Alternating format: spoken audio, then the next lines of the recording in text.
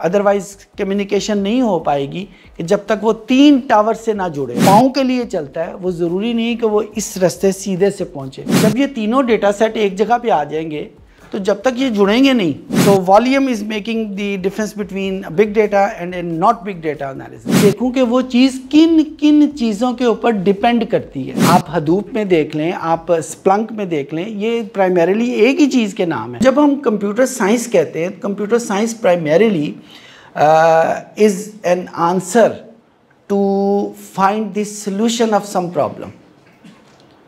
तो अगर आपने कभी सोचा हो कि कंप्यूटर साइंस में क्या ऐसी चीज़ है कि जिसकी वजह से इसको as a domain, as a solution finder, as a solution seeker हम रखते हैं। क्या चीज़ है कंप्यूटर साइंस में जो किसी दूसरे डोमेन में नहीं। देखिए, जब हम मैथमेटिक्स देखते हैं, मैथमेटिक्स का भी प्राइमरी पर्पस एनालिसिस है, जिसको हम मैथमेटिकल एनालिसिस कहते हैं। वो भी सॉल्यूशन ढूंढता है।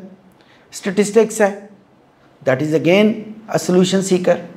इवन साइकोलॉजी है, psychology is also a solution seeker के मुख्तलिफ प्रॉब्लम जिनका ताल्लुक हमारे ब्रेन से होता है, डिप्रेशन का, डाउन सिंड्रोम का। बंदा अच्छा फील नहीं कर रहा होता तो हम कहें भाई क्यों नहीं फील कर रहा अच्छा, तो ये भी सारे। तो कंप्यूटर साइंस में क्या ऐसी चीज़ है जो इसको दूसरी चीज़ों से डिफ्रेंशिएट करती है? कभी इसके बारे में सोचा? क्या चीज़ है? एनीवन? माशाल्लाह, 5th semester, 7th semester.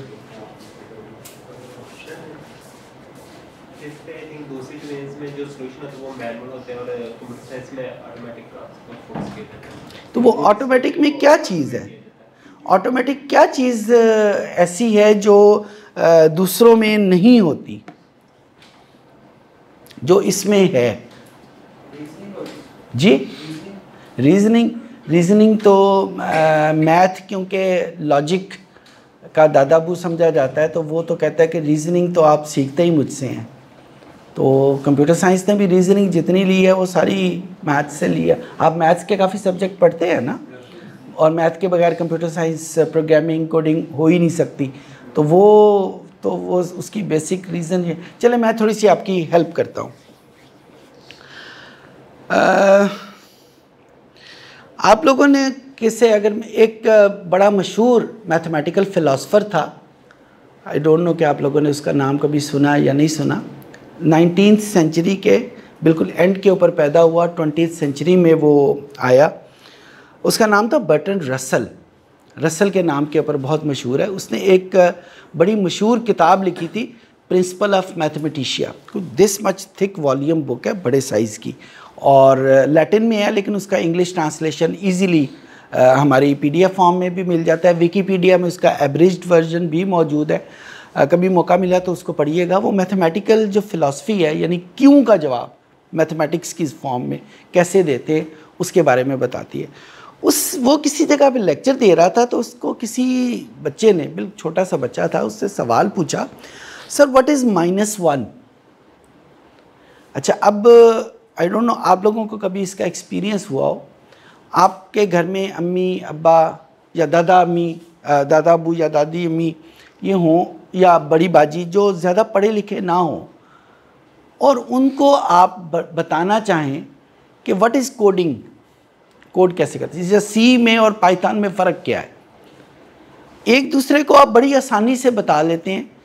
Language का पता होता है, एक जैसी लैंग्वेज जो आप बोल रहे हैं, आपके साथी भी तकरीबन वही लैंग्वेज बोल रहे हैं, जो कंप्यूटर की अपनी पर्टिकुलर लैंग्वेज होती है, तो कोई मसला नहीं होता। बड़ी आसानी से आप एक फ़िक्रे में, 2 फ़िक्रों में, 3 फ़िक्रों में बता। लेकिन वो जिन्होंने इतनी ज़्यादा पढ़ा नहीं होता कंप्यूटर साइंस का, मैथ भी नहीं पढ़ा, स्टैटिस्टिक्स वगैरह नहीं पढ़ी, उनको ये बताना ज़रा मुश्किल हो जाता है कि ये सी क्या चीज़ है, सी और पाइथन, या कोडिंग क्या करते हैं, कोडिंग में और वैसे इस कॉपी पेंसिल पे सवाल निकालने में क्या फ़र्क है, क्योंकि हमें वो लैंग्वेज नहीं आ रही होती। तो बिल्कुल वही मामला रसल के साथ हुआ। बहुत छोटा सा बच्चा था, शायद क्लास 2 या 3 का होगा। तो पूछ रहा था -1 बड़ी एब्स्ट्रैक्ट सी फिलोसॉफिकल चीज़ थी, तो उसने उसको एक एग्जांपल दी, वही एग्जांपल में, और बाय द वे ये एग्जांपल उसका वो जो प्रिंसिपल ऑफ मैथमेटिशियन मैंने अभी आपको बताया ना, उसके प्रीफेस में ये एग्जांपल मौजूद है, तो मैंने इस वजह से उसका हवाला भी दे दिया आपको। उसने कहा कि I am wearing 1 watch, mathematically it is 1 watch. जब मैं इसको घड़ी को यहाँ से उतार दूंगा तो mathematically saying it is 0 watch. No, what is -1 watch? अब -1 वॉच के बहुत सारे मतलब हो सकते हैं। ये मतलब हो सकता है कि मेरे पास थी, खो गई है, मैंने उधार दे दी है, ठीक है, चोरी हो गई है, ठीक है, बहुत सारे मतलब है ना, ये सारे -1 के साथ अटैच हो सकते हैं। बिल्कुल उसी तरीके से अगर मैं कहूँ कि मेरी जेब में -100 रुपीज़ है, अब 100 रुपीज़ का तो पता है, ये -100 रुपीज़, ये बड़ी एम्बिगुअस सी बात लगती है कि मेरे पास थे, खो गए हैं, चोरी हो गए, मैंने उधार लिए हुए हैं, वगैरह वगैरह। अच्छा, ये जितने भी मतलब है ना, इन सब में एक चीज़ क्लियर है कि अगर 100 यानी +100 इस साइड पे है तो माइनस इस साइड पे होगा, अगर +100 इस साइड पे है तो माइनस इधर होगा, या इवन अगर 100 इस साइड पे है तो माइनस इस साइड पे होगा। So these are all the indicators of direction, ठीक है। सो माइनस का जो साइन है वो बेसिकली डायरेक्शन को इंडिकेट करता है। मैंने अपनी पढ़ाई का आगाज़ किया था, मेरी और आपकी उम्रों में बहुत फ़र्क है, मुझे नहीं पता कि अभी भी वही किताबें क्लास 1 या क्लास 2 में पढ़ाई जाती हैं, आई डोंट नो, लेकिन मेरे अब्बा ने मेरी एक तस्वीर खींची थी, अभी तक मेरे पास है, तो उसमें मेरी किताबें पढ़ी हुई हैं और मैं साथ खड़ा हूँ। तो उन किताबों में एक किताब थी जिसके ऊपर बड़ा सा ए लिखा हुआ था, अरिथमेटिक की। अच्छा, फिर वो अननोइंगली पता नहीं क्लास 3 में क्लास 4 में वो अरिथमेटिक कहीं खो गया और मैथमेटिक्स आ गया। तो मेरे जहन में ये सवाल आया कि अरिथमेटिक में क्या चीज़ नहीं थी जो मुझे पहले 2 साल अरिथमेटिक पढ़ाया, जब मुझे आ गया तो फिर मैथमेटिक्स नई चीज़ डाल दी, तो क्या फ़र्क हुआ? बाय द वे, आपके किसी के जहन में है कि क्या फ़र्क है अरिथमेटिक और मैथमेटिक्स में? कोई आइडिया? अभी ये जो मैंने बात की थी ना डायरेक्शन की, this basically the direction is the distinction of the distinction between arithmetic and mathematics. अच्छा, ये जो हम ज्योमेट्री पढ़ते हैं, हम ट्रिगोनोमेट्री पढ़ते हैं, ये एंगल होते हैं ना, डायरेक्शन होती है। अलजबरा आपको पता है, उसमें जो जमा तफरीक होती है वो कम्प्लीटली डिफरेंट रोल प्ले करती है, और अलजबरा अरिथमेटिक का हिस्सा नहीं है, अलजबरा मैथमेटिक्स का हिस्सा है। अगर आपने बीएससी में या बीएससी से पहले कहीं नंबर थ्योरी वगैरह, नंबर थ्योरी पढ़ी हुई है आपने? नंबर थ्योरी क्लास जब मैंने पढ़ा था उस वक़्त तो ये इवन सीएस का भी हिस्सा थी, अब का मुझे नहीं पता। तो number theory is all directionless thing. अच्छा, जब हम डायरेक्शनलेस करते हैं ना, तो डायरेक्शनलेस इसका मतलब है कि जब हम एनालिसिस करने लगेंगे तो हम सिर्फ एक डायमेंशन यूज़ कर रहे हैं जिसको हम मैग्नीट्यूड कहते हैं, हम डायरेक्शन को इस्तेमाल नहीं कर रहे। वो वेक्टर और स्केलर का भी आपके जहन में आता होगा। सो जब हम स्केलर की बात करते हैं तो it is basically one dimension that we are using. जब हम मैथमेटिक्स में स्टेप इन करते हैं तो मैथमेटिक्स बेसिकली जिसमें मैग्नीट्यूड के साथ साथ डायरेक्शन भी आ जाती है, so this is basically a 2 dimensional analysis. अच्छा, अब 1 डायमेंशनल एनालिसिस सुपीरियर है या 2 डायमेंशन है, इसके लिए मैं आपको एक और एग्जांपल जो इस वक्त मेरे जहन में आ रही है। अल्लाह ना करे कभी आप बीमार हों और आपको डॉक्टर के पास जाना पड़े, एक हाइपोथेटिकल सी सिचुएशन अपने जहन में रखें कि आप किसी बीमारी का शिकार हैं, डॉक्टर के क्लिनिक में आप स्टेप इन करते हैं, डॉक्टर सिर्फ आपको देखता है और देखते सार कहता है कि आपको निमोनिया हो गया, एक सिनेरियो। दूसरा सिनेरियो ये है कि डॉक्टर आपको देखता भी है, आपकी पल्स चेक करता है, टेम्परेचर चेक करता है, वो जो यूँ आँखों का भी करते हैं वो भी देखते हैं, और फिर कुछ डायग्नोसिस करता है। कौन सी डायग्नोसिस बेहतर होगी इन दोनों में से? वो जो दूसरे वाली, क्योंकि उसमें डायमेंशन ज़्यादा है। तो इसका मतलब क्या हुआ कि जब हम ज़्यादा डायमेंशन की तरफ जाते हैं तो हम ज़्यादा एक्यूरेसी की तरफ भी चले जाते हैं। जितनी ज़्यादा डायमेंशन होगी हमारे सिनेरियो में, उतनी ज़्यादा एक्यूरेसी भी होएगी। तो जब हम अरिथमेटिक और मैथमेटिक्स का कंपैरिजन करते हैं, arithmetic is basically one dimensional thing and mathematics is a two dimensional thing. So mathematics या mathematical analysis is superior to arithmetic because mathematics is playing with two dimension. So ये तो arithmetic और mathematics में आ गया। एक step आगे चलते हैं। अब इसमें पूरी डिस्कशन में ना स्टैटिस्टिक्स आने लगा है। कभी आपने गौर किया, आपने स्टैटिस्टिक्स के कोर्स एक कोर्स तो लाजमी पढ़ा होगा, ठीक है, प्रोबेबिलिटी शायद उसमें। एनालिसिस हर उस एक्टिविटी को कहते हैं जिसमें हम अननोन से नोन की तरफ आते हैं। तो एनालिसिस तो दोनों में हो रहा है, भले वो उसका नाम मैथमेटिकल एनालिसिस होगा, यहाँ पे उसका नाम स्टैटिस्टिकल है। मैं इस वक्त बात कर रहा हूँ फ़र्क क्या है, दोनों में फ़र्क क्या है। फार्मूले तो दोनों, जमा तफरीक तो दोनों तरफ होती है। कोई और आपके जहन में आती हो? स्टैटिस्टिक्स में डेटा हमारे पास ज़्यादा होता है, मैथमेटिक्स में डेटा होता ही नहीं है, ज़्यादा भी हो सकता है, कम भी हो सकता है। तो फ़र्क क्या हुआ? ये नंबर को डील करते हैं स्टैटिस्टिक्स। तो मैथमेटिक्स नंबर को डील नहीं, यार real number system, complex number system, binary number system, सारा मैथमेटिक्स से तो लेते हैं हम। नहीं, ये मान लिया, फ़र्क क्या है? सिर्फ बड़े छोटे का फ़र्क है, यानी दूध बड़े बर्तन में रख लिया और छोटे बर्तन में रख लिया, ये फ़र्क है। नहीं, वो मुझे पता है, मैं बता के जाऊंगा, लेकिन मैं कहना ये चाहता हूँ, ये फ़र्क आप सबको आता है, सिर्फ आपको वोकेबलराइज नहीं करना आ रहा। आता सबको है। आपने मैथमेटिक्स भी पढ़ा हुआ है, स्टैटिस्टिक्स भी पढ़ा हुआ है या पढ़ी, जो आप इसको कहना चाहें, तो सिर्फ आप वोकेबलराइज नहीं कर पा रहे। चलें, let me help. I'm talking right in front of you. Okay, everybody can see me. Would I be talking after 5 minutes? Would I be talking after 5 minutes? Yes. I want to. I wish to. Really, I want to, but I'm not sure. So there is an element of uncertainty in it. अच्छा, जहाँ पे भी uncertainty आती है, वो आपकी जो बात आप पॉसिबिलिटी या प्रॉबिलिटी की कर रहे हैं, उसको मैं लेके आ रहा हूँ दरमियान में, कि whenever there is an uncertainty, जो मैथमेटिक्स और मैथमेटिक्स के प्रिंसिपल या मैथमेटिक्स की जो टेक्निक्स हैं, अनफॉर्चुनेटली वो इसको डील नहीं कर सकती। मैथमेटिक्स सर्टन चीज़ों में, नॉन चीज़ों में डील करता है, फार्मूले जितने भी हैं डील करता है, लेकिन जहाँ पे भी अनसर्टेनिटी आती है वहाँ पे इसके पास अनफॉर्चुनेटली कोई टेक्निक नहीं है। सो वहाँ पे हमारे पास स्टैटिस्टिक्स आती है। अच्छा, इस चीज़ के आगे मैं दो चीज़ें और बोलूँगा और फिर इसके बाद हम आगे चलेंगे कि मेरी बातों से शायद लग रहा हो कि जो स्टैटिस्टिक्स है वो अनसर्टेनिटी को एलिमिनेट कर देती है। नहीं, एलिमिनेट नहीं करती। मैं इसकी मिसाल एक और देता हूँ। सपोज़ स्टॉक एक्सचेंज का पता है आपको?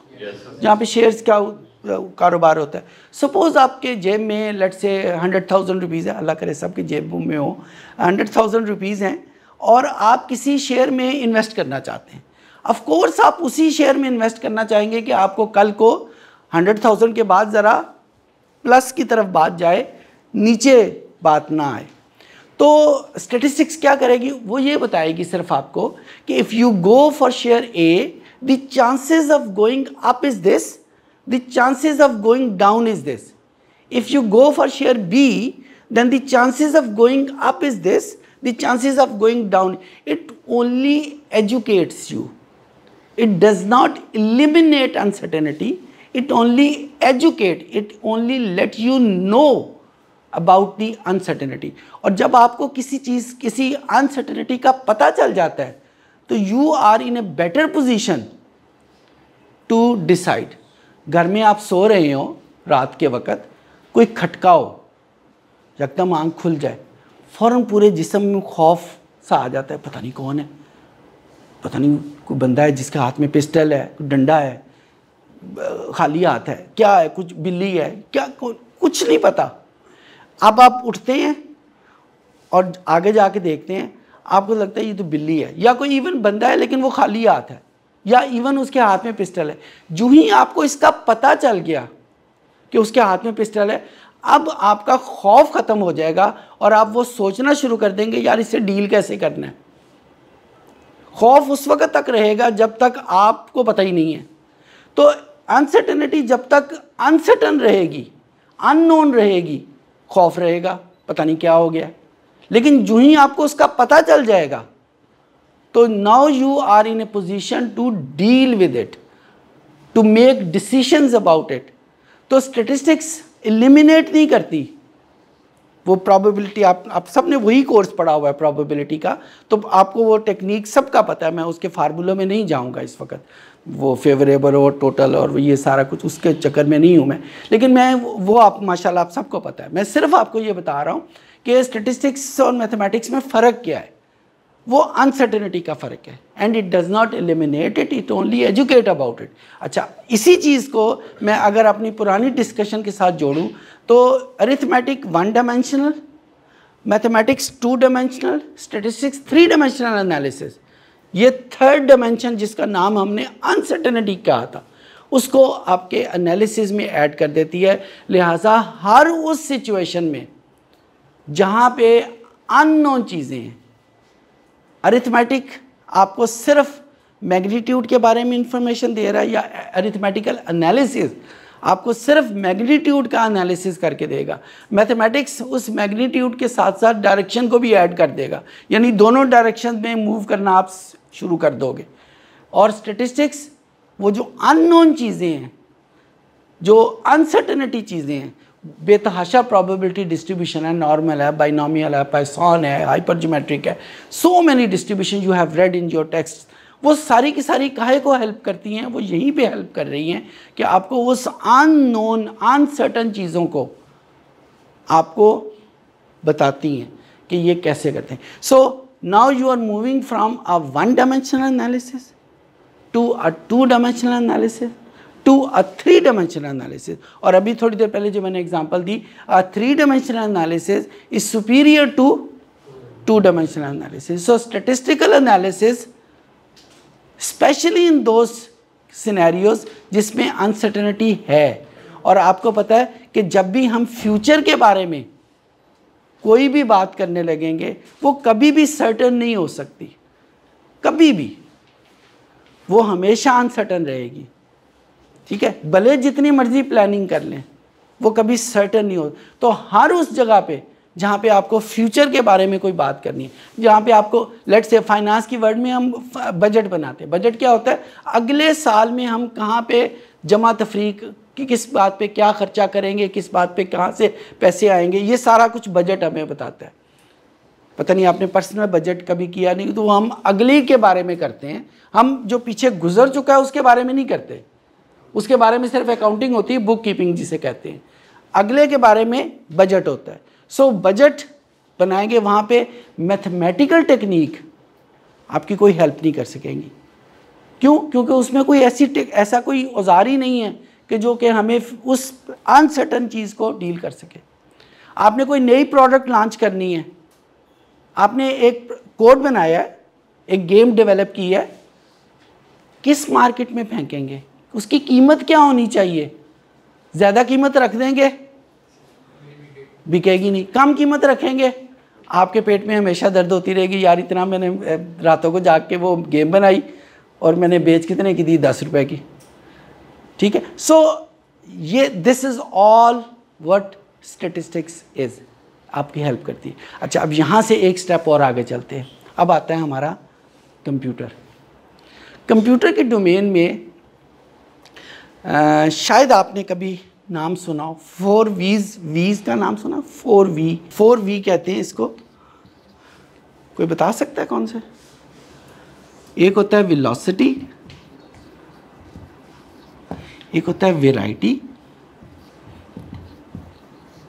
एक होता है वेलोसिटी, एक होता है वॉल्यूम। ये 4 वीज़ जो है, ये 4 वी कैरेक्टरिस्टिक्स हैं कंप्यूटर के। वेलोसिटी यानी स्पीड। कंप्यूटर के ज़रिए कोई भी एनालिसिस आप यूँ कर सकते हैं, बिल्कुल कंप्लीटली 1 सेकंड में वो हो जाता है। बटन दबा के आपका अभी बटन हाथ पूरी तरह ऊपर उठा नहीं होता तो स्क्रीन के ऊपर रिज़ल्ट आया होता है। वैरायटी, मुख्तलिफ़ किस्म का डेटा सिंगल क्लिक से, एक ही किस्म के कोड से आप मुख्तलिफ़ किस्म का, लाहौर का डेटा, कराची का डेटा, गुजरांवाला का डेटा, इकट्ठे एक ही किस्म के कोड से आप उसको कर लेते हैं। वैरायटी ऑफ डेटा कर सकते हैं। विरासती कहते हैं सच्चाई को, एक्यूरेसी को। तो एक्यूरेट ज़ाहिर है कंप्यूटर अगर उसको कर रहा है 14 डायमेंशन तक तो एक्सेल भी चली जाती है। आप माशाल्लाह सी में जब आप करते हैं तो आपकी स्काई इज़ द लिमिट, आप उसके वर्ड का साइज़ जितना मर्जी कर लें। तो डेसिमल प्लेसेस, और डेसिमल प्लेसेस शायद आपको इल्म हो, ये जब हम बात करते हैं ना इकोनॉमिक्स की, इकोनॉमिक्स में आमतौर के ऊपर रेट्स होते हैं, रेशोज़ होती हैं, 2 डेसिमल प्लेसेस तक उसमें काम हो जाता है। जब हम कोई केमिकल या केमिकल रिएक्शंस की बात करते हैं तो वहाँ पे time millisecond, microseconds, nanoseconds में काम करता है। तो वहाँ पे वो जो डेसिमल प्लेसेस हैं, 5 decimal places, 10 decimal places, 14 decimal places, ये सारा इन एक्शन आता है। आपकी ये जो डीएनए की जितनी भी रिसर्च है वो 7 डेसिमल प्लेसेस के बाद उसके डिफ्रेंशिएट होना शुरू होता है। 7 तक वो 0,0,0,0,0 होता है। उन्होंने यूनिट्स उसके अलहदा बना लिए हैं जो कि इन 7 डेसिमल प्लेसेस को डील करते हैं। तो बहुत सारी डोमेन ऐसी हैं जहाँ पे हमारे ये जो ये एक्यूरेसी है वो काम करती है। हम एक्चुअल जब मैनुअल काम करते हैं ना तो हम मैक्सिमम 4 डेसिमल प्लेसेस तक कर सकते हैं। हमारा कैलकुलेटर कितनी स्क्रीन उसकी होती है इतनी सी, तो कितना को उसको दे लेता होगा, 9 डेसिमल प्लेसेस तक, 8 डेसिमल। तो जबकि हमें अगर हम डीएनए की रिसर्च करना चाहें अपने डेस्क कैलकुलेटर की मदद से तो प्रॉबेबली हम कर ही नहीं सकते, कंप्यूटर की मदद से कर लेते हैं। वॉल्यूम जितना मर्जी डेटा हो, 1 KB हो, 1 MB हो, 1 GB हो, 1 TB हो, कोई मसला ही नहीं है। एक बटन दबाने से ठक करके, चलो 1 मिनट में आंसर नहीं आएगा, 2 मिनट में आ जाएगा और वो ठीक भी होगा, मुख्तलिफ़ किस्म की वैरायटी भी उसमें आ जाएगी और स्पीडी भी होगा। सो ये वो जो 4 चीज़ें हैं जो कंप्यूटर साइंस या कंप्यूटर एनालिसिस आपके एनालिसिस में ऐड कर देता है। वैसे बाय द वे आज की दुनिया में कोई 12 V's और आ चुकी हुई हैं, मैंने सिर्फ 4 अभी आपको बताई हैं। वो जो बिग डेटा एनालिसिस वगैरह आपने नाम सुना होगा वो उसके साथ फिर अटैच हो जाती हैं, वो थोड़ी देर में डिस्कस करते हैं। सो यहाँ पे ये जो कंप्यूटर का एनालिसिस है, अभी तक हमने 3 डायमेंशन तक किया था ना। जब हम कंप्यूटर की बेस से एनालिसिस करते हैं ना तो उसमें 4 V's वो ऑटोमेटिकली अटैच हो जाती है। तो now your analysis has become a 7 dimension analysis. तो जहाँ पे 3 डायमेंशन एनालिसिस की एक्यूरेसी, और अब यहाँ पे हमारे पास आके ये 7 डायमेंशन एनालिसिस आ जाता है कि कंप्यूटर की मदद से अगर कोई भी चीज़ जब हम करेंगे तो that becomes a 7 dimensional analysis. ठीक, तो इसी वजह से कंप्यूटर साइंस या कंप्यूटर बेस्ड एनालिसिस इतना पॉपुलर भी हो रहा है, हर जगह पे उसकी ज़रूरत भी है। क्योंकि जो अगर हम कंप्यूटर को यूज़ नहीं करते तो जो हमारे पास रिज़ल्ट आएंगे वो किसी ना किसी लिहाज से डेफिशिएंट होंगे। क्योंकि जब अव्वल तो हमें पहले पता ही ना हो, जब कंप्यूटर नहीं था तो हमें इनका पता ही नहीं था। हमारी ख्वाहिश थी लेकिन हमें ये पता ही नहीं था कि ये पॉसिबल भी है कि नहीं, लेकिन अब तो है। इसी वजह से गली के नुक्कड़ की भी जो दुकान है ना उसके ऊपर भी कंप्यूटर पड़ा हुआ है। वो किसी ना किसी हद तक कोई अकाउंटिंग सिस्टम, कोई इस तरह का, भले चले यूट्यूब की मूवीज़ देख रहा हो, लेकिन वो चीज़ यहाँ पे मौजूद है। मुझे नहीं पता आप लोग आपको पता है या नहीं पता। जब मैं नया कंप्यूटर मैंने लिया था 1992 में, तो उस वक़्त कंप्यूटर में वीडियोग्राफी पॉसिबल ही नहीं थी, डॉस की वर्ड थी।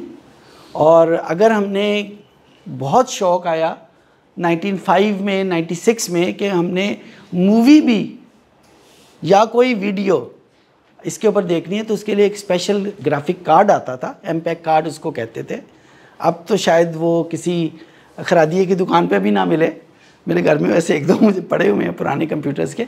तो वो आजकल तो हमारे मोबाइल में आ गया है ना, मोबाइल में हम वो ग्राफिक कार्ड इतना बड़ा होता था, हम उसको कंप्यूटर में AGI पोर्ट में हम उसको यूज़ करते थे और फिर उसके बाद वो काम करना शुरू करता था। सो बड़ी तेज़ी से चीज़ें चेंज हो, तो जब पता नहीं था वो तो अलहदा बात है, अब तो सबको पता है। लिहाजा अगर हम इन पैरामीटर्स के बगैर कोई एनालिसिस करेंगे तो वो उसके साथ एक चीज़ ऐड हो जाएगी कि ये डेफिशिएंट है, ये गलत एनालिसिस है, ये पॉसिबली ये गलत हो सकता है, बड़ा डेटा इसको डील नहीं कर सकता। सो यहाँ पे हमारे पास जब हम कंप्यूटर साइंस की मदद से एनालिसिस करते हैं तो it is basically a 7 dimensional analysis. So पहले हम शुरू किया था हमने 1 डायमेंशन से, अब हम 7 तक पहुँच चुके। अच्छा, एक चीज़ आपने शायद सुनी हो, बिग डेटा एनालिसिस। कभी किया है कोई बिग डेटा एनालिसिस? क्या होता है बिग डेटा एनालिसिस? यानी बिग का मतलब वाकई वॉल्यूम है या कुछ और चीज़ है? बिग अंग्रेज़ी में तो वही मतलब होता है, बिग का मतलब बड़ा। तो big data, so what is actually the difference between a big data analysis and a not big data analysis? तो क्या जो 1 टेराबाइट का होगा डेटा, ये PTCL का डेटा जो आमतौर पे लाहौर को उन्होंने 4 डिवीज़न में स्प्लिट किया हुआ है, तो 1 वीक का डेटा आम तौर के ऊपर कोई 30 या 32 टेराबाइट का डेटा होता है उनका, 1 जोन का। तो क्या वो बिग डेटा है? वो बिग डेटा है। क्यों? क्योंकि आपको मतलब सेकंड्स की भी रिपोर्ट जो है वो, तो मतलब आप वही कह रहे हैं वॉल्यूम मेक्स इट बिग, जो उसकी डेटा का साइज। वो टाइम ट्रांसलेट तो वही उसी डेटा के वॉल्यूम के ऊपर आता है ना, कि जहाँ पे डेटा हमारे पास एक वैल्यू थी, अब उसे एक वैल्यू की जगह 1 सेकंड में लेट से 10 वैल्यूज़ आ रही हैं, तो वही वॉल्यूम बढ़ता जा रहा है। तो volume is making the difference between big data and a not big data analysis. Anyone else? जी, वो वही वॉल्यूम,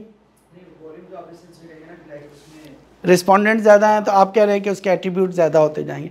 वही प्राइमरीली जब हम उसको कंप्यूटर की मेमोरी या डेटाबेस के पॉइंट ऑफ व्यू से देखेंगे तो साइज़ ही बनेगा ना, एट्रीब्यूट बढ़ेंगे तो उसका साइज़ बढ़ जाएगा ना। तो एक डेटा सेट लेट से उसकी 10 वैल्यूज़ हैं और एक जगह पे उसकी वैल्यू 1 है लेकिन उसके एट्रीब्यूट 10 हैं, तो कंप्यूटर की ज़ुबान में तो ये एक ही चीज़ है, डेटाबेस की सिस्टम में तो एक ही चीज़ है। लेकिन जब हम मेमोरी के पॉइंट ऑफ व्यू से देखेंगे, डेटाबेस में आप हदूप में देख लें, आप स्प्लंक में देख लें, ये प्राइमरीली एक ही चीज़ के नाम है। आप भले डेटे को यूं बढ़ा लें या यूं, आपका अरे का साइज़ डिफरेंट होना चाहिए। अरे को यूं डिफ़ाइन करेंगे तो यूं हो जाएगा, अरे को row wise column wise define करेंगे तो दूसरा, साइज़ तो वही रहेगा उसका प्राइमरीली MBs में या KBs में। तो बिग डेटा और नॉट बिग डेटा में मतलब ज़्यादा चीज़ें उसके अंदर से एक्सट्रैक्ट कर सकते हैं। तो बात जो जहाँ पे तान टूट रही है आप सब की, वो वॉल्यूम है। बिग मीन बिग, अंग्रेज़ी का बिग। मैं यही कहना चाह रहा हूँ कि इट इज़ नॉट अंग्रेज़ी वाला बिग, ये कुछ और बिग है। वो वही वॉल्यूम, वही साइज़ आ गया, तान वहीं पे टूटती है आप लोगों की। क्योंकि हम लोगों में ना अंग्रेज़ी, बहुत सारे वर्ड हम अंग्रेज़ी से ले रहे होते हैं ना, तो हमारे जहन में वही मतलब होता है जो बचपन से हमने नर्सरी क्लास से हमने पढ़ना शुरू किया हुआ है कि बिग का मतलब बड़ा, तो हमारे जहन में वही आ रहा होता है। लेकिन कंप्यूटर साइंस में ये बड़ा वो नहीं होता। आप लोगों ने रिलेशनल डेटाबेस मैनेजमेंट की हुई है? क्या होती है? टेबल्स तो होते हैं, लेकिन उसमें रिलेशनशिप कहाँ पे आता है? यानी आपके पास नहीं, वो तो आपने मैकेनिक्स बतानी, वो तो मुझे पता आप माहिर हैं, मैं नहीं उसमें माहिर, मैं तो स्टैटिस्टिशियन हूँ। तो रिलेशन जो बनाते हैं, मुख्तलिफ टेबल्स को आपस में जोड़ते हैं, कीज़ की, वो प्राइमरी की भी हो सकती है, सेकेंडरी भी, नॉन की हो सकती है, वगैरह वगैरह। तो वो ये है कि हम उसको जोड़ते हैं। अच्छा, वो टेबल कहाँ से एक टेबल कहीं और से आ रहा है, दूसरा टेबल कहीं और से आ रहा है, तीसरा टेबल कहीं और से आ रहा है, और आपने किसी एनालिसिस के लिए उन तीनों टेबल को इकट्ठा करके कोई एनालिसिस करना है। उसके लिए आप RDBM करते हैं, ऐसे ही है ना, किसी एक टेबल से आप पूरा नहीं कर सकते। अच्छा, इसी को ज़रा थोड़ा सा एक एग्जांपल की शक्ल में कर लेते हैं। लेट्स से आप सब लोग किसी न किसी इंस्टीट्यूट में पढ़ रहे हैं, तो आपके उस इंस्टीट्यूट में एक मास्टर फाइल है आप लोगों की, फिर आपके हर सेमेस्टर का रिज़ल्ट है वो एक अलग फाइल में पड़ा हुआ है, फिर आपके हर सेमेस्टर के अंदर जो कोर्सेज़ हैं वो एक अलग, और जब आपका एक फ़ाइनल ट्रांसक्रिप्ट बनने लगता है तो उसमें जब तक ये तीनों चीज़ें जुड़ेंगी नहीं उस वक्त तक आपका ट्रांसक्रिप्ट नहीं बन सकता। ठीक है। अच्छा, यहाँ पे काम आ रहा है कि मुख्तलिफ सोर्सेज का डेटा है, मुख्तलिफ सोर्सेज का डेटा जब तक आप एक जगह पे नहीं रखेंगे उस वक्त तक वो एनालिसिस हो नहीं सकेगा। जो बिग डेटा है, this is not big because of the volume, this is big because of the variety, कि उसमें भले डेटा 10 रोज़ हो, कॉलम भी शायद 2 हों, मतलब एट्रीब्यूट जो आप कह रहे थे भले 2 एट्रीब्यूट हो, डेसिमल प्लेसेस भी चले, कोई भी ना हो, लेकिन उसकी वैरायटी, वो एक उसका चंक कहीं और से आ रहा है, दूसरा चंक कहीं और से आ रहा है, तीसरा चंक कहीं और से आ रहा है। आपने पावर BI कुछ किया हुआ है? सुना हुआ है। चलें अभी थोड़ा सा हम उसको करते भी हैं। तो पावर BI या हडूप का कुछ आपने डेटाबेस स्ट्रक्चर्स में शायद आपने किया, हडूप डेटाबेस स्ट्रक्चर्स में हडूप नहीं किया? नहीं, पावर BI तो उसकी एप्लीकेशन आ गई ना, डेटाबेस स्ट्रक्चर में तो हम स्ट्रक्चर पढ़ेंगे ना उसका, तो वो तो एप्लीकेशन है, वो तो API है ना पावर BI, तो उसके पीछे वो तो हम किसी भी उसमें पढ़ सकते हैं। डेटाबेस स्ट्रक्चर में तो उसका स्ट्रक्चर पढ़ेंगे ना, ये स्ट्रक्चर बनता कैसे है, ऐसा स्ट्रक्चर बने कि जिससे उसकी स्पीड बहुत तेज़ हो जाए। SQL वो पढ़ी होगी आपने, SQL और ओरेकल में क्या फ़र्क है?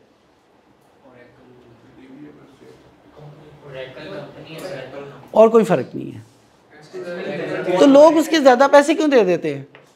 और आपको पता है ना ओरेकल के थ्रू और वो जिस तरह हमें आदत है हम क्रैक करके यूज़ कर लेते हैं, ओरेकल में ऐसा होता भी नहीं है। ये जो SQL और ओरेकल में बुनियादी तौर पे जो फ़र्क है ना, वो डेटाबेस स्ट्रक्चर्स का है, कि आपने उसका स्ट्रक्चर ऐसे डेवलप करना है कि आप जब क्वेरी की कोई सेलेक्ट कमांड यूज़ करें, सेलेक्ट कमांड तो ओरेकल में भी यूज़ होती है और इधर भी यूज़ होती है, लेकिन दोनों में ज़मीन आसमान का फ़र्क है, स्पीड में, उसकी सिक्योरिटी में। वो कैसे फ़र्क बनाते हैं, उसका स्ट्रक्चर ऐसे बनाते हैं डेटा का कि वहाँ से आपके पास एक, जिस तरह चावलों की बोरी है जिसमें एक बोरी में आमतौर पे 40 किलो होता है ना एक मन में, तो आपके उस बोरी के बिल्कुल नीचे एक छोटा सा चावल का ब्राउन कलर का दाना पड़ा हुआ है।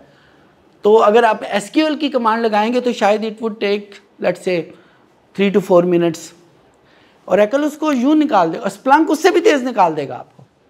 और हडूप के फ्रेमवर्क में जाएंगे तो वो तो बेतहाशा तेज़ करेगा। क्यों? इंडेक्सिंग करते हैं ना। इंडेक्सिंग क्या होती है? आप सोचेंगे सॉरी यार मैं आपका इतने अच्छे मौसम में एग्ज़ाम लेना शुरू कर दिया।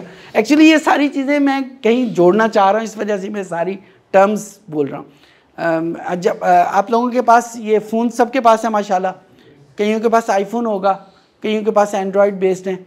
तो आईफोन और एंड्रॉयड में जो बुनियादी फ़र्क आता है ना कि एंड्रॉयड में एक उसकी कमांड होती है सर्च की। आपके कोई भी कमांड लफ्ज़ आपके भले वो कांटेक्ट में है, भले उसकी कोई तस्वीर है, भले कोई उसका ईमेल आई हुई है, भले उसका कोई SMS है, वो ठक से आपके सामने कर देगा उसके। एंड्रॉयड में ऐसा नहीं होता। आप बीइंग कंप्यूटर साइंटिस्ट सोच सकते हैं कि ऐसा क्यों नहीं होता। एंड्रॉयड में इंडेक्सिंग नहीं हो रही होती, और आईफोन उसको हर वक्त कोई भी उसमें चीज़ कर रहे हो तो इंडेक्सिंग कर रहा होता है हर वक्त। उनका स्ट्रक्चर अलग है, OS का जो बिल्ट इन सिस्टम है वो OS का पढ़ा हुआ है आपने, पढ़े तो फिर आपको ये पता होगा कि OS का जो आर्किटेक्चर है वो डिफरेंट है उसका एप्पल का। तो वो उसको हर वक्त इंडेक्सिंग जो है वो करता जा रहा होता है और वो उसको इंडेक्सिंग की वजह से वो जल्दी से उसको सामने निकाल देता है। एंड्रॉयड में क्योंकि इंडेक्सिंग हो रही, थर्ड पार्टी कुछ एप्लीकेशन मौजूद हैं जो इंडेक्सिंग कर देती हैं, लेकिन थर्ड पार्टी क्योंकि ओएस का हिस्सा नहीं होती लिहाजा वो इतनी इफ़ेक्टिव नहीं होती। आईफोन में वो क्योंकि ओएस का हिस्सा होती है लिहाजा वो उसको बहुत तेज़ी से वो कर लेती है। जो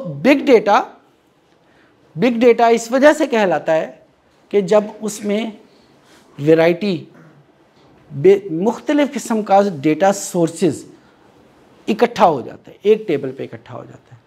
अच्छा, कभी आपने फील किया हो, हम आम तौर के ऊपर मैं अपने घर की बात से शुरू करूंगा, शायद आप लोगों के घरों में भी ऐसा होता हो, जो सैटरडे और संडे का दिन होता है ना, उसमें आम तौर पे दोपहर के वक्त खाना नहीं बनता। हम फ्रिज का दरवाज़ा खुलता है और फिर देखते हैं कि बाकी क्या क्या कुछ बचा हुआ है। तो किसी दिन की कोई दाल मनी बची पड़ी होती है, किसी दिन की कोई बिरयानी बची होती है, किसी दिन का कोई और सालन बना, सबको टेबल पे रख दिया जाता है। अच्छा, ये आप सबको पता है कि कुछ खाने वक्त के हिसाब से स्पेसिफिक होते हैं। सुबह के वक्त आम तौर के ऊपर बिरयानी नहीं खाई जाती, टोस्ट के ऊपर मक्खन लगा के रात के वक्त आम तौर पे नहीं खाया जाता। यहाँ पे जब हम मुख्तलिफ सोर्सेज का डेटा एक ही टेबल पे रख देंगे तो वो इकट्ठा कैसे होगा, जुड़ेगा कैसे? वो जो थोड़ी देर पहले आप बात कर रहे थे कीज़ की, उसके हवाले से एक टर्म बोली जाती है, शायद आपने कभी सुना हो, ट्रायंगुलेशन। ट्रायंगुलेशन बेसिकली ये होता है कि आप मुख्तलिफ सोर्सेज के डेटास को इकट्ठा कैसे करेंगे, उसको एक टेबल के ऊपर कैसे लेके आएंगे।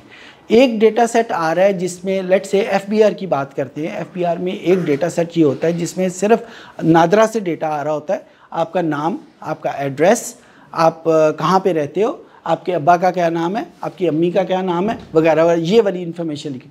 दूसरे सोर्स का डेटा आ रहा होता है बैंक से कि इस CNIC के अगेंस्ट कितने अकाउंट हैं, हर अकाउंट में कितने कितने पैसे पड़े हुए हैं और उसकी ट्रांजैक्शन किस किस हिसाब से हुई है। थर्ड किस्म का डेटा जो आ रहा होता है आपकी परचेजेस के बारे में, आपने गाड़ी खरीदी है इस CNIC के अगेंस्ट, आपने कोई मकान खरीदा, आपने कोई मकान बेचा है, गाड़ी बेची है, ये तीसरा सोर्स आ रहा होता है। अब ये तीनों सोर्सेज का डेटा, ये मैं आपको हकीकत बता रहा हूँ, जो नादरा का डेटा है ना, आपको किसी का पता है उसका डेटाबेस किस पे स्टोर कर रही है नादरा? एक्सेस में कर रही है सारा कुछ। एक्सेस के पीछे क्या, कौन सा डेटाबेस फॉर्मेट होता है? एक्सेस मेरा ख्याल सबसे आसान तरीन डेटाबेस है, एक्सेल बेस्ड होती, VB बेस्ड होते, उसमें करते। हायरार्किकल भी नहीं होता, हायरार्किकल भी नहीं होता, ठीक है। एक्सेस में हायरार्किकल की आजकल उसके लेटेस्ट वर्जन में गुंजाइश है, वरना एक्सेस हायरार्किकल को उसको पता भी नहीं कि हायरार्किकल कहते किसको है। तो जो आपका डेटा है बैंक्स का, किसी बैंक का डेटा आ रहा होता है ओरेकल से, किसी बैंक का डेटा आ रहा होता है सैप पे, किसी बैंक का डेटा आ रहा होता है मतलब हबीब बैंक वगैरह का, चलो मैं नाम नहीं लेता अब, किसी बैंक का डेटा जो आ रहा होता है वो सिंपल हदूप या इस तरह, क्योंकि आप बैंक्स ज़रा ज़्यादा पैसे वाले हैं तो वो उनकी सिक्योरिटी पॉइंट ऑफ व्यू से तो वो एक अच्छे डेटाबेसिस को उठाते हैं। अच्छा, अब एक तरफ एक्सेस का डेटा है, चले हम एक्सेस नहीं कहते, एक्सेल के एक मुख्तलिफ कॉलम है, उसकी फ़ाइल बनी हुई है। दूसरी तरफ डेटा आ रहा है ओरेकल का, उसका सैप का, सैप जानते हैं ना सब? Anybody who do not know SAP? SAP is just like Oracle, Oracle की तरह की उसका भी एक डेटाबेस का स्ट्रक्चर है। सेलेक्ट की कमांड उसमें भी चलती है लेकिन ज़रा थोड़ा सा डिफरेंट तरीके। Primarily it is ERP, enterprise resource planning से उसका आता है। तो उसके बाद जो आपका डेटा है परचेजेस के बारे में डेटा, ये भी एक्सेस की फॉर्म में होता है, यानी एक्सेल की फॉर्म में होता है ज़्यादातर। लेकिन आजकल कोशिश हो रही है ख़ासकर पंजाब में इसको उसके ऊपर ओरेकल के ऊपर करने की। आजकल वो भी सिर्फ एक सूबे का है, बाकी सूबों में अभी वो हरकत शुरू नहीं हुई। तो जब ये तीनों डेटा सेट एक जगह पे आ जाएंगे तो जब तक ये जुड़ेंगे नहीं, वही RDBM क्या बोलते थे, RDBM जी, RDBMS, वो जब तक नहीं होएगी उस वक़्त तक तो एक कंप्लीट पिक्चर नहीं बनेगी ना,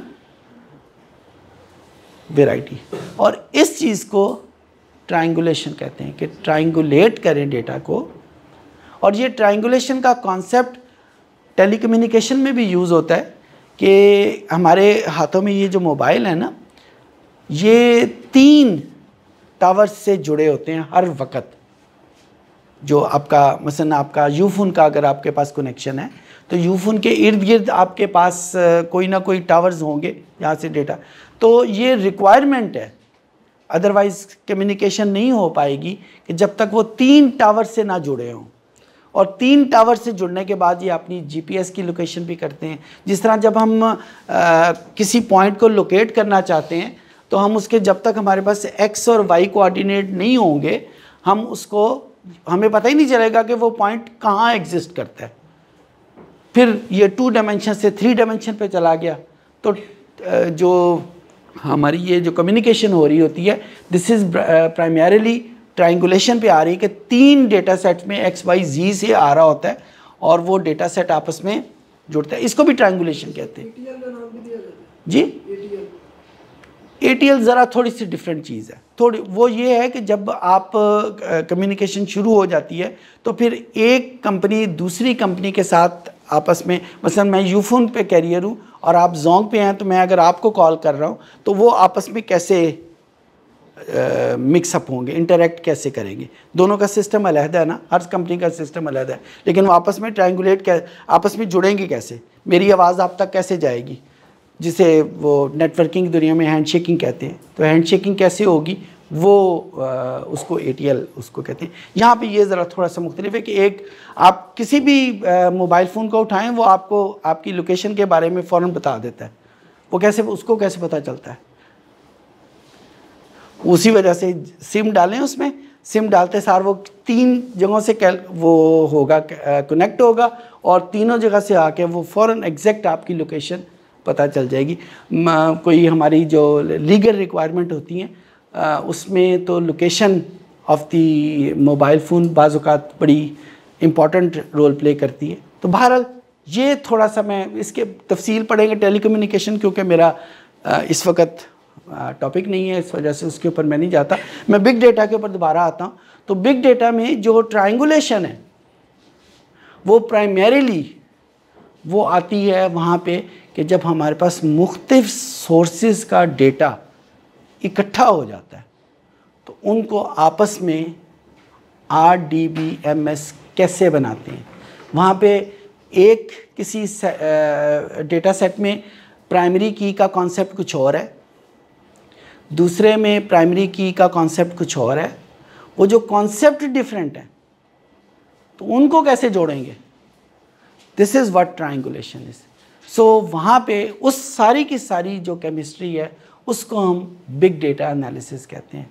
और बिग डेटा एनालिसिस आज की दुनिया में अगर आप अपने आप को करना चाहते हैं, क्या उसे कहते हैं, पॉपुलर और अपने आप को इफ़ेक्टिव और रिलेशन वाला बनाना चाहते हैं कि आपको चीज़ें आती हैं, तो आपको बिग डेटा एनालिसिस एक्चुअल आना चाहिए। क्योंकि जब साल के बाद, 2 साल के बाद, 3 साल के बाद जब आप मार्केट में आओगे तो मार्केट में इस वक्त बिग डेटा की बहुत रिक्वायरमेंट है, भले वो ऑनलाइन जॉब्स के ऊपर हो, भले वो उसमें हो। और पावर BI एक ऐसा टूल है जो मैंने अभी थोड़ी देर पहले जिक्र किया था, जो इस बिग डेटा की जो मैकेनिक्स है पीछे वो बना ही उसके लिए।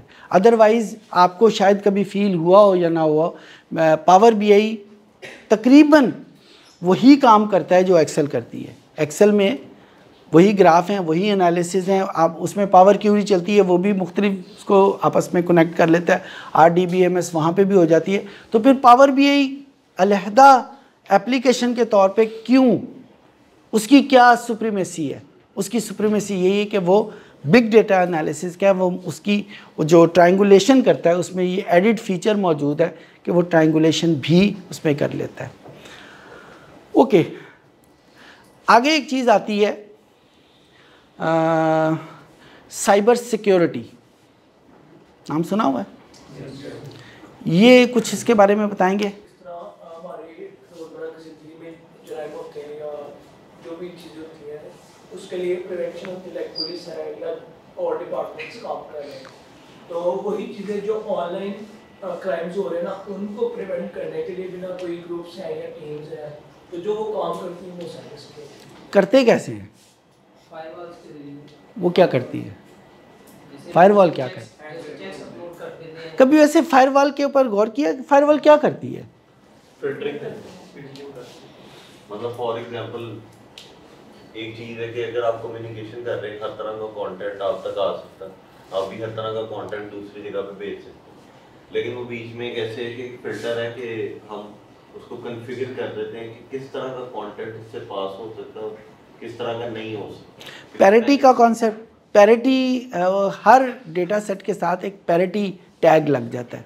वो पैरिटी टैग अगर एक्सेप्टेड है, जिसे हम आम ज़ुबान में वो क्या होता है जब हम अपने हमारे फ़ोन के ऊपर वो आता है वन टाइम पासवर्ड OTP, ठीक है, तो वो OTP टाइप कोई टैग हर उसके साथ लग जाता है। जहाँ पे वो OTP एक्सेप्ट होता है वहाँ से वो फ़िल्टर, अगर मैं वही टर्मिनोलॉजी यूज़ करूँ तो वो गुज़र जाता है वहाँ से, उस रास्ते से, और जहाँ पे वो OTP उसको नहीं मिलता वो वहीं पे उसको रोक देता है। So this cyber security is another feature in this parameters.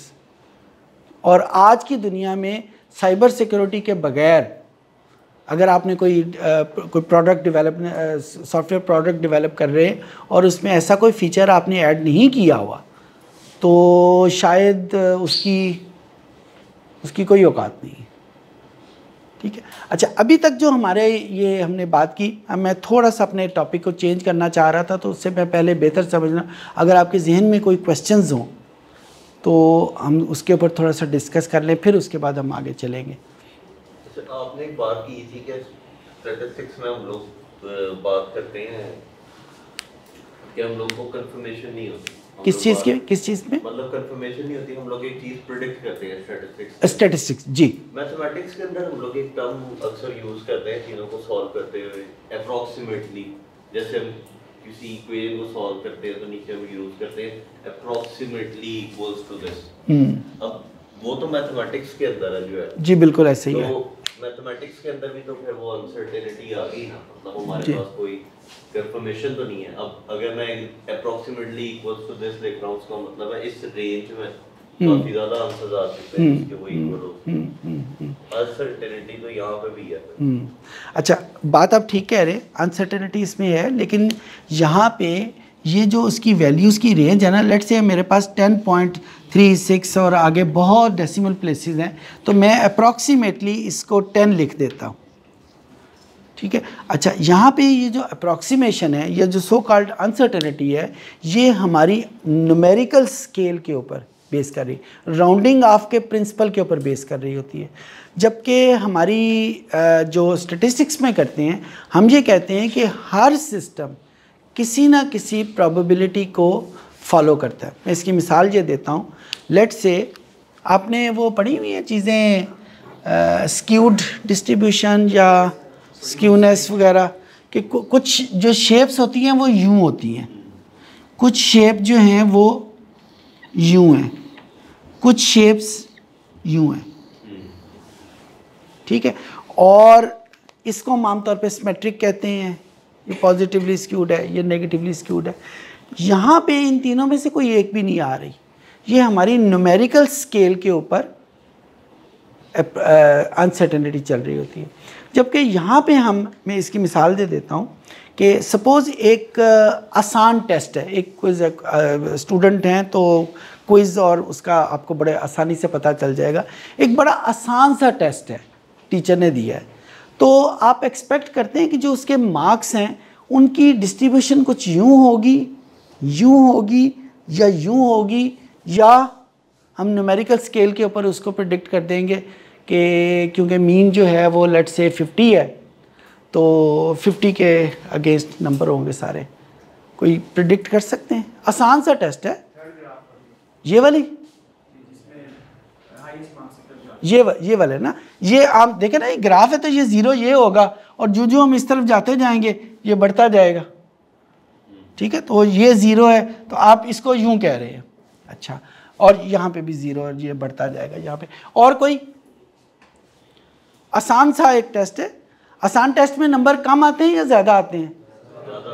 इसका मतलब है कि उस क्लास में बहुत ज़्यादा स्टूडेंट ऐसे होंगे जिनके नंबर ज़्यादा हैं। तो यहाँ पे ये जो हाइट है वो डिनोट कर रही है उनकी नंबर्स को। तो यहाँ पे जिस तरह इन्होंने बताया कि ये इस वाली जो शेप है इसको फॉलो करेंगे कि यहाँ पे उसकी शेप ऐसी होगी। जब उसकी शेप ऐसी होगी तो हम इस शेप को यूटिलाइज़ करते हुए अगर कुछ प्रिडिक्ट करना चाहें तो हम उसमें कर सकेंगे। यहाँ पे किसी शेप को हम यूज़ नहीं कर रहे, किसी प्रायर नॉलेज को यूज़ नहीं, यहाँ पे उस शेप को यूज़ कर रहे हैं। बिल्कुल उसी तरीके से हम कह सकते हैं, लेट्स से एक ऑर्गेनाइजेशन है, उस ऑर्गेनाइजेशन में 100 बंदे काम करते हैं। उन 100 बंदों की ज़ाहिर है कोई ना कोई तनख्वाह होगी, तनख्वाह के बगैर तो कोई भी काम नहीं करता, मैं तो नहीं करूँगा, तो ये कोई भी नहीं करेगा। सो उनकी जो पे है उनको हमने इसी तरह ग्राफ कर लिया है। वो जो ग्राफ है वो इस तरह का आएगा, इस तरह का आएगा या इस तरह का आएगा? Any idea? ये वाला। अच्छा, ये वाला क्या कहता है कि मिडिल के अगेंस्ट ज़्यादा एम्प्लॉयज़ ऐसे होंगे जिनकी तनख्वाह उनकी मिडिल के अगेंस्ट होगी। कोई और? सर आप जी, हाँ क्वेश्चन रिपीट कर दें। एक ऑर्गेनाइजेशन है जिसमें 100 बंदे काम करते हैं, ज़ाहिर है उनकी कोई ना कोई पे होगी। उन पे को हमने इस तरह ड्रॉ की है, तो उनकी जो शेप है यूँ होगी या यूँ होगी। इन 3 के अलावा कुछ नहीं हो सकती। स्टैटिस्टिक्स में शेप यही 3 होती हैं। सेकंड वाली हो सकती है, थर्ड वाली हो सकती है। अच्छा, कोई भी ऑर्गेनाइजेशन है उसमें बॉस कितने होते हैं? बॉस एक होता है, और उस बॉस की तनख्वाह सबसे ज़्यादा होती है। उसी के ऊपर हमें एतराज़ होता है, काम ये मैं कर रहा हूँ, तनख्वाह ये क्यों लेके जा रहा है? ऐसे ही होता है ना, कम से कम मुझे अक्सर होता है जब मैं कोई काम करके ईमेल करता हूँ ना, तो मुझे ये होता है कि यार सारा काम तो मैंने किया, 6 बजे तक मैं बैठा रहा हूँ शाम के वक्त, और ये नंबर इसके बढ़ जाएंगे। एनी हो, वो एक अलग डिस्कशन है। तो एक बॉस है जिसकी तनख्वाह सबसे ज़्यादा है, तो ये अगर ये तनख्वाह है तो इसका मतलब है कि उसकी तनख्वाह बॉस कहीं यहाँ पे जाके होगा। तनख्वाह सबसे ज़्यादा है ना, और उसका है वो एक ही। अच्छा, किसी भी ऑर्गेनाइजेशन में जो ऑफिस बॉयज़ होते हैं उन बेचारों की तनख्वाह सबसे कम होती है, और आम तौर पे उनकी तनख्वाह सबसे वो उनके नंबर सबसे ज़्यादा होते हैं किसी भी ऑर्गेनाइजेशन में। कोडर से भी ज़्यादा, इवन नेटवर्क वो उसका ऑर्गेनाइजेशन है, कोडर शायद उसमें कम हो, ऑफिस बॉय ज़्यादा होते हैं। अगर वो आजकल की लेटेस्ट नहीं है कि वो ऑफिस बॉय है ही कोई नहीं, वो सारे काम अपने खुद करते हैं, तो उसकी शेप जो है वो कुछ यूँ होगी कि नंबर जिनकी तनख्वाह कम है उनकी तादाद ज़्यादा है, और जो हम ऊपर जाते जाएंगे तो उनकी तनख्वाह बंदे कम होते जाएंगे, तनख्वाह ज़्यादा होती जाएगी। मैं ये मिसाल आपको यूँ दे रहा हूँ इस वजह से कि यहाँ पे जो अप्रॉक्सीमेशन या जो हम अनसर्टेनिटी को कंट्रोल करने के जो करते हैं वो न्यूमेरिकल स्केल के ऊपर करते हैं। हम कोई शेप, कोई अपनी नॉलेज, कोई गेस वर्क हम नहीं कर रहे, यहाँ पे हम उस चीज़ को यूटिलाइज़ कर रहे हैं। तो यहाँ पे जो उसकी जो स्टैटिस्टिक्स में हम करते हैं डिस्ट्रीब्यूशन में, ये नॉर्मल डिस्ट्रीब्यूशन है, ये पॉइसन डिस्ट्रीब्यूशन है, ये आमतौर पे हाइपरज्योमेट्रिक डिस्ट्रीब्यूशन होती है। सो यहाँ पे जब हम उसकी डिस्ट्रीब्यूशन को यूज़ करते हुए कोई फोरकास्ट करते हैं तो that would be a better approximation that for the uncertainty control. Uncertainty को शायद जवाब ये दे देगा, लेकिन ये एक बड़ा क्लमजी सा आंसर होगा, ये आंसर ज़्यादा बेहतर होगा। बिल्कुल उसी तरीके से आप जब घर से निकलते हैं, मुझे नहीं पता आप करते हैं या नहीं करते, मैं आमतौर पे ऊपर गूगल मैप्स के लगा के देखता हूँ कि मैं किस रास्ते को अडॉप्ट करूँ तो मैं ज़रा रश से बच के जल्दी से अपनी यूनिवर्सिटी पहुँच जाऊँगा। तो वो गूगल को कैसे पता चल जाता है? गूगल वहाँ खुद तो नहीं ना बैठा होता, कैसे पता चलता है? क्रिटिकल पाथ एनालिसिस होता है। उस एरिया में भी तो देखें, अगर आप अपने ऑफिस जा रहे हैं, यूनिवर्सिटी जा रहे हैं, तो लोगों ने भी तो मैप लगाया होगा, तो उस टाइम पे सपोज उस टाइम पे कोई एक भी नहीं है, पुराने डाटा की बेस पे काम, पुराने डाटा की बेस के ऊपर इसी तरह की कुछ चीज़ें बनती होंगी ना। और वैसे उस टाइम वाला आम तौर पे नहीं होता, प्रिडिक्शन बेस्ड होता है आम तौर पे जी। एप्पल का मैप भी ये कर देता है, लेकिन एप्पल को तो यहाँ पर डेटा ही नहीं मिलेगा। आईफोन तो यहाँ बहुत कम लोगों के पास हैं, तो वो इसी प्रिडिक्शन की बेस पे कर रहा होता है।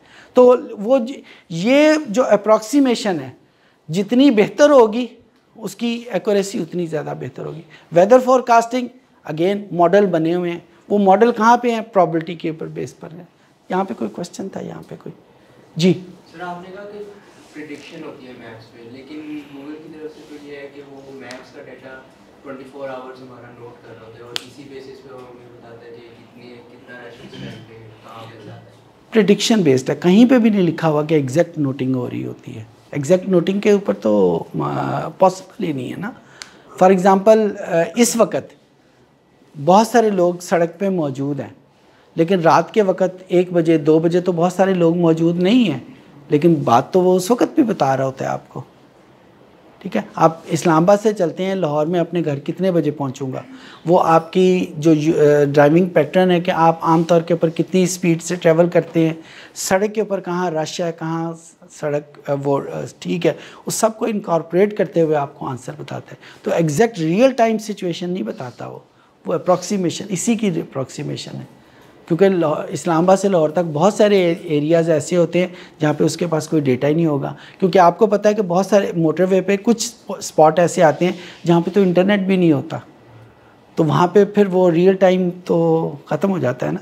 जी सर, रियल टाइम होता तो है, वो लाइंस को रेड कर देते, रेड का मतलब है वो जैम है और वहाँ पे वो वही जो उन्होंने बताया ना, वो कि वो जो रेड जहाँ पे शो हो रहा होता है ना, वो वही चीज़ होती है, लेकिन वो उसी के ऊपर है कि वहाँ पे इंटरनेट की कनेक्टिविटी मौजूद है। अगर वो नहीं मौजूद तो वो फिर वहाँ पे गड़बड़ होती है। लेकिन ये जो बताता है ना, प्रिडिक्ट करता है कि मैं आप 2 घंटे में पहुँच जाएंगे, आप 15 मिनट में पहुँच जाएंगे, वो इन्हीं जैसी चीज़ों के ऊपर जो मॉडल उनके हैं वो उन्हीं के हैं। ये जो आपको मुझे नहीं पता कभी इत्तेफाक हुआ है या नहीं हुआ, स्टॉक एक्सचेंज में जब हम जाते हैं ना कुछ पैसे कोई शेयर ख़रीदने के लिए, तो जो ही आप स्टॉक एक्सचेंज के पास पहुंचते हैं तो बहुत सारे बुकीज़ बैठे होते हैं, उनको बुकीज़ कहते हैं। वो क्या कर रहे होते हैं, उनके पास कोई शायद पढ़ाई लिखाई नहीं होती, लेकिन उनके पास एक्सपीरियंस इतना होता है कि वो बता रहे होते हैं कि इस कंपनी का शेयर ऊपर जा रहा है, इस कंपनी का शेयर आप मत ख़रीदें, वगैरह वगैरह इस किस्म की।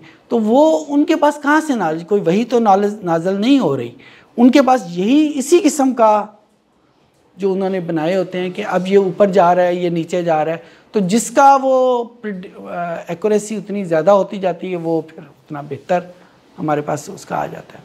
जी सर, आपने जिस स्टॉक एक्सचेंज का, तो एक जनरल क्वेश्चन है कि हम अगर लेना चाहें कितनी लिमिट होती है उसकी शेयर की, लाइक 5 है 10 है, या कोई तो लिमिट होगी ना, मिनिमम जो लीस्ट होती है, तो कितनी लिमिट क्या मतलब, खरीदने की? खरीदने की कोई लिमिट नहीं है, वो तो आपके जेब के ऊपर डिपेंड करता है कितने पैसे हैं, उसकी कोई लिमिट नहीं है। हाँ, उसकी जो वेरिएशन है, वेरिएशन के ऊपर 10% के उसकी एक दिन दूसरे यानी जो टिकिंग है वो 10% से ज़्यादा ऊपर या 10% से ज़्यादा नीचे नहीं हो सकती।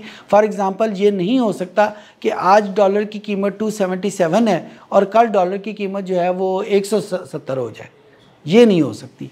उसके ऊपर उन्होंने रोक लगाई हुई है। अगर उसको छोड़ दिया जाए, वो लिमिट ना लगाएं, तो वो ये वाकई पॉसिबल हो सकता है, क्योंकि ये डिमांड एंड सप्लाई के ऊपर डिपेंड करता है। संडे को आम तौर के ऊपर मार्केट में कोई भी नहीं, कहीं ऐसी जगह ही नहीं होती जहाँ से डॉलर हम ले सके, तो वहाँ पे तो डिमांड ही कोई नहीं होती, तो जहाँ डिमांड नहीं है तो वो धड़म से नीचे गिर पड़ेगा।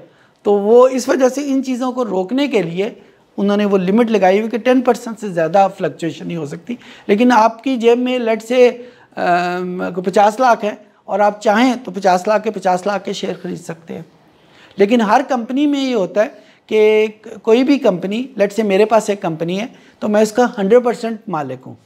अब मैं जब शेयर बेचूंगा तो मैं 49% तक जा सकूँगा। 49% से ऊपर गया तो फिर मेरी ओनरशिप ख़त्म हो जाएगी, मैं कंपनी का मालिक ही नहीं रहूँगा।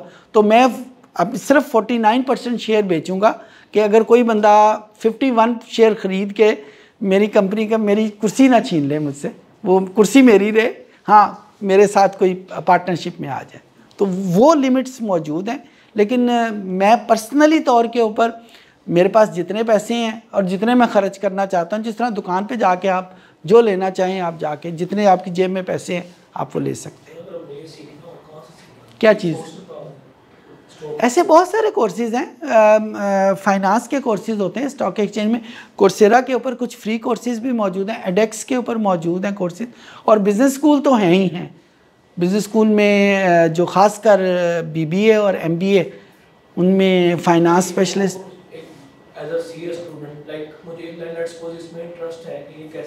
फिर आपके लिए ये जो कोर्सेज़ है ना, ये बहुत, ये जो ऑनलाइन ट्रेडिंग वगैरह भी जो है वो भी उसी में कोर्सेज़ बहुत सारे मौजूद हैं कि लेकिन उन कोर्सेज़ के ऊपर करने में जो लैंग्वेज वो इस्तेमाल करेंगे वो लैंग्वेज वो होगी जिसके लिए आपको कुछ प्री रेक पहले करने पड़ेंगे। तो ये नहीं हो, मैं कह रहा कि किसी एक कोर्स को सीखने के बाद आप पहुंच जाएंगे। आपको मल्टीपल कोर्सेज़ हैं वो करने पड़ेंगे, उसके बाद फिर आप उनकी लैंग्वेज भी आपको आनी शुरू हो जाएगी और वो उसको आपको समझ भी आनी शुरू। CS के बाद अगर आप लेट्स से MBA में दाखिला लेना चाहें तो वो बहुत सारे प्री रैक आपसे पहले करवाएंगे। उनका मकसद भी वही है कि आप पहले वो लैंग्वेज वो सीख लें और फिर उसके बाद आप उसको, ये अभी लैंग्वेज की मैंने अभी आपको बिग डेटा में बिग की एग्जांपल दी। अंग्रेज़ी में बिग का मतलब और होता है और जो कंप्यूटर साइंस में बिग डेटा में बिग का मतलब कुछ और होता है। तो ये जब किसी भी डोमेन में लैंग्वेज है जो वर्ड, उनके मतलब चेंज हो जाते हैं। जो कंप्यूटर साइंटिस्ट हैं उनको कंप्यूटर का तो कोई मसला नहीं है, वो उनको कोडिंग भी आती है, उनको डील करना भी आता है, हार्डवेयर भी सॉफ्टवेयर सारा कुछ है। बिज़नेस वाला खाना खाली है। तो अब वो कोड करें तो उसके लिए लेट्स से उन्हें कहें कि फाइनेंशियल सिस्टम बना दें। अब उनको, अब एक वर्ड होता है डेबिट और एक वर्ड होता है डेट। स्पेलिंग दोनों के सेम है लेकिन दोनों डिफरेंट वर्ड है। लेकिन जो ही आप इस फाइनेंस की वर्ड से या बिज़नेस की वर्ड से बाहर निकलते हैं तो आपको इन दोनों के मतलब का ही नहीं पता कि इन दोनों में फ़र्क क्या है। तो जब आप फाइनेंशियल सिस्टम डेवलप करेंगे तो आपको पता होना चाहिए, अदरवाइज़ तो आप नहीं कर सकेंगे। फिर इसी तरह डबल लेजर सिस्टम है। अब ये डबल लेजर सिस्टम क्या चीज़ है, पहले तो लेजर क्या चीज़ है। तो ये वो सारी चीज़ें हैं जिसमें जो मार्केट में लोग फील करते हैं कि ये इस कमी को कैसे पूरा किया जाए। तो कोडिंग कंप्यूटर साइंटिस्ट को आती होती है, वो भले C हो, जावा हो, पाइथन हो, इवन R हो। R आपने किया हुआ है? R सुना हुआ है, नाम सुना हुआ है, किया भी हुआ है। चलें अभी थोड़ी देर उसमें भी बात करते हैं।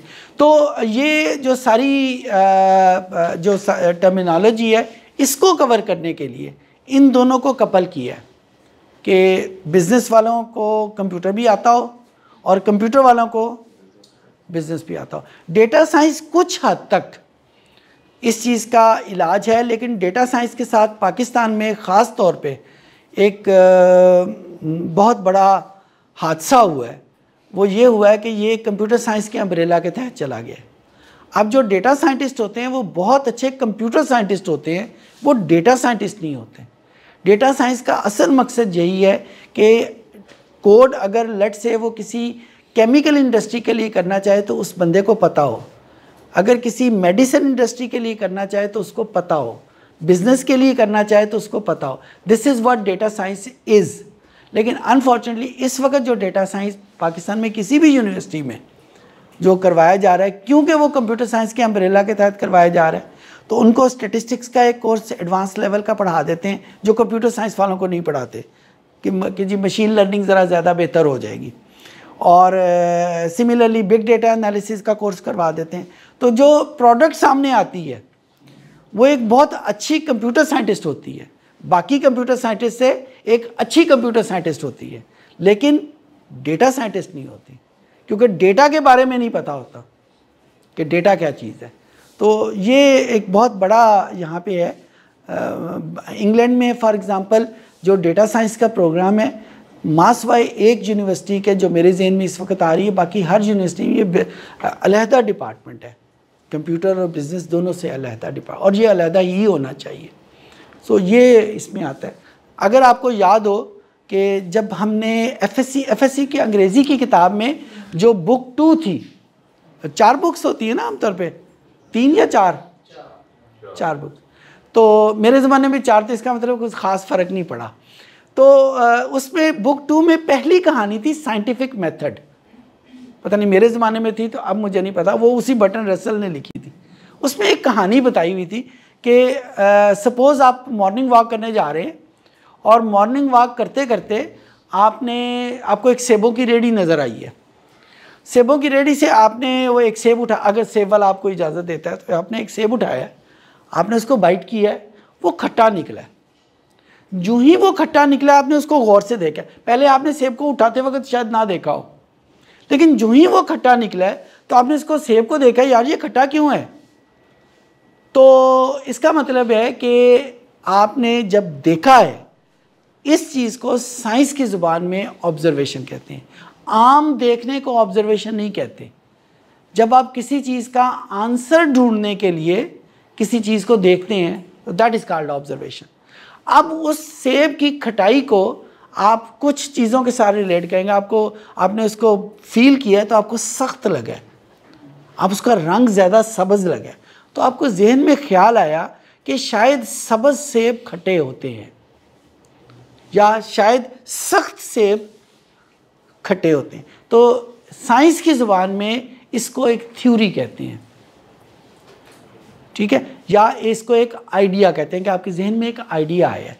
इस आइडिया को अगर पीछे जाके देखा जाए तो बेसिकली रिलेशनशिप है सेब की सख्त होने का और सेब के खट्टे होने की, इन दोनों के दरमियान में रिलेशनशिप है। इस चीज़ को टेस्ट करने के लिए कि यार ये मेरा आइडिया ठीक है या गलत है, आप अगर एक और सेब उठा लें, अगर वो सेब वाला आपको इजाज़त दे दे, एक और सेब आप उठाते हैं और इस वक्त जो आप सेब उठाएंगे आप कोई सा सेब नहीं उठाएंगे, आप जानबूझ के एक सख्त सेब उठाएंगे क्योंकि आपने आइडिया को टेस्ट करना है ना, या जानबूझ के आप एक सब्ज़ सेब उठाएंगे क्योंकि आपने आइडिया को टेस्ट करना है, कोई सा सेब नहीं उठाएंगे आप। सो दूसरे सेब को उठा के अगर वहाँ पे भी वही रिज़ल्ट निकला तो इसका मतलब है कि आपका आइडिया ठीक है। Now it becomes a theory.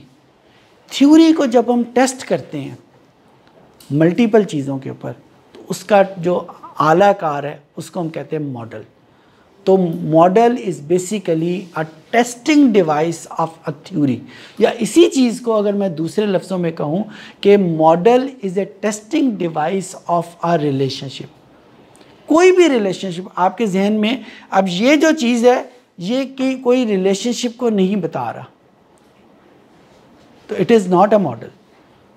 Model क्या हो सकता है कि जब बादल आते हैं तो बारिश होती है, जब ज़्यादा बारिश होती है तो ज़्यादा पानी आता है। ये नॉन पॉलिटिकल स्टेटमेंट है। एनीहो, मैंने वैसे उसमें बात की है। तो यहाँ पे मॉडल या थ्योरी जहाँ पे भी आता है that is primarily a relationship, उस रिलेशनशिप को टेस्ट करते हैं। तो मॉडल को जब हम थ्योरी को जब हम टेस्ट करने लगते हैं तो that is called as a model.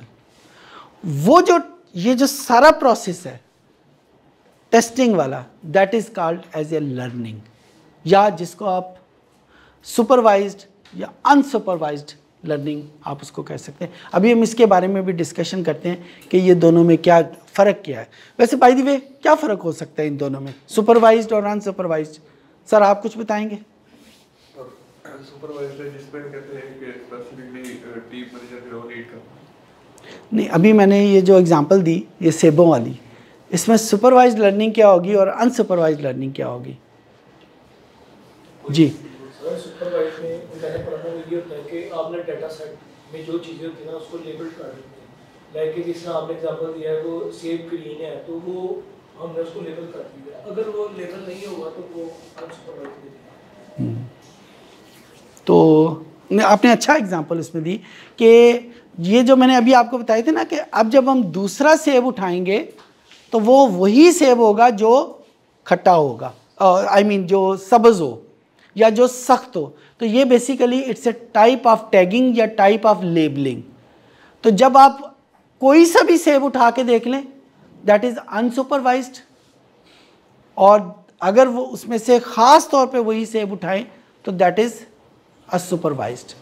तो ये तो खैर दोनों की उसमें डिफरेंस थी। अब हम दोबारा मॉडल की तरफ आते हैं। जब हम साइंस की ज़ुबान में मॉडल को देखते हैं तो मॉडल को डेवलप करने के कितने को तरीके आपको आते हैं? वैसे तो बेतहाशा तरीके हैं। मॉडल जिसमें है कि रिलेशनशिप डेवलप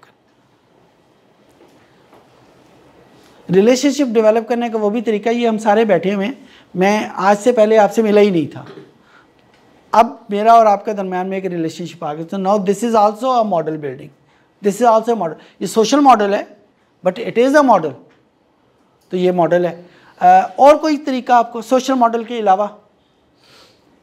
रिग्रेशन मॉडल कुछ सुना हुआ है आपने? रिग्रेशन मॉडल नाम सुना हुआ है? रिग्रेशन मॉडल क्या होता है?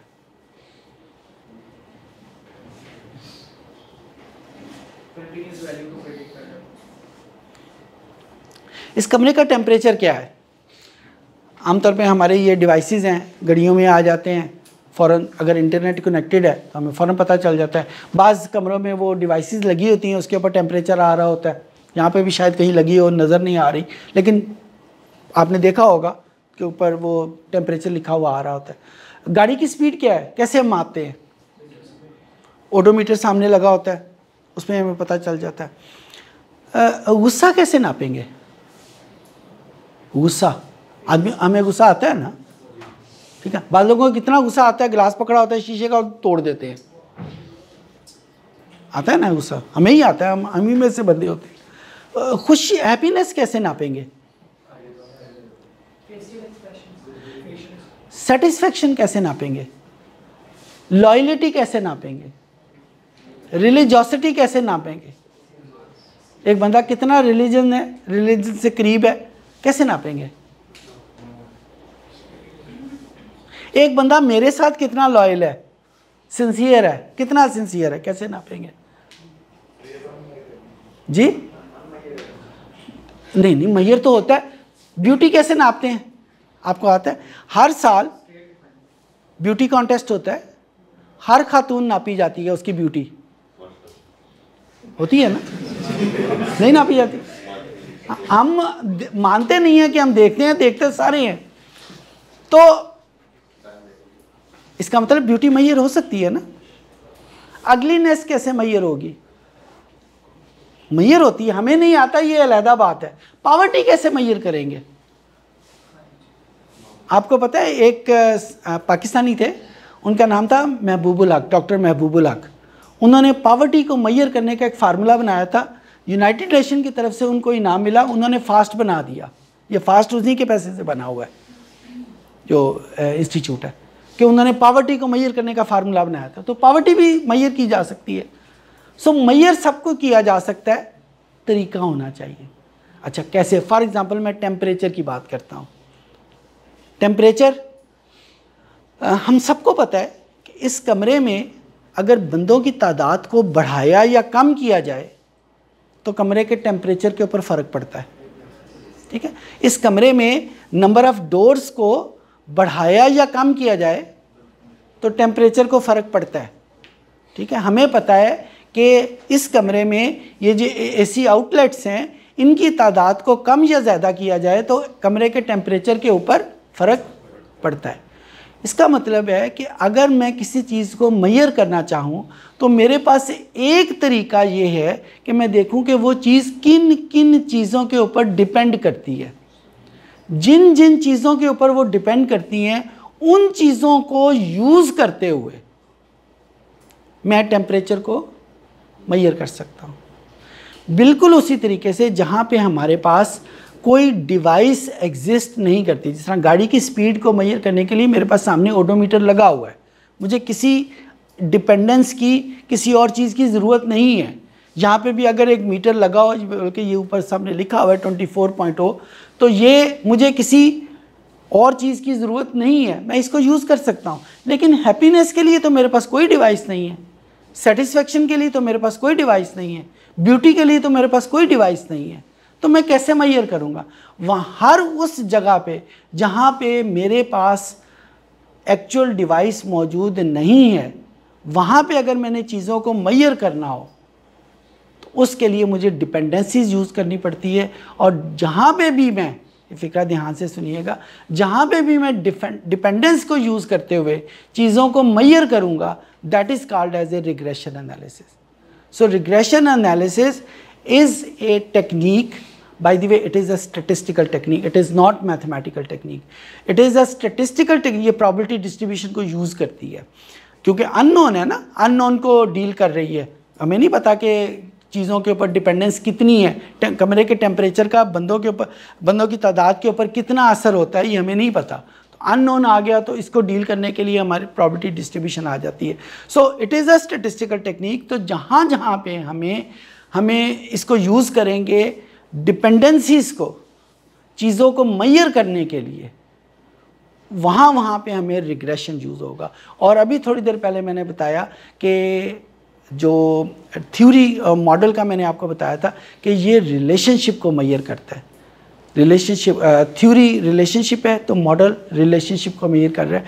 तो यहाँ पे हम कह सकते हैं कि रिग्रेशन, क्योंकि रिलेशनशिप को यूज़ करते हुए, डिपेंडेंसीज को यूज़ करते हुए चीज़ों को मेजर कर रहा है, लिहाजा रिग्रेशन को भी हम एक मॉडल कहते हैं।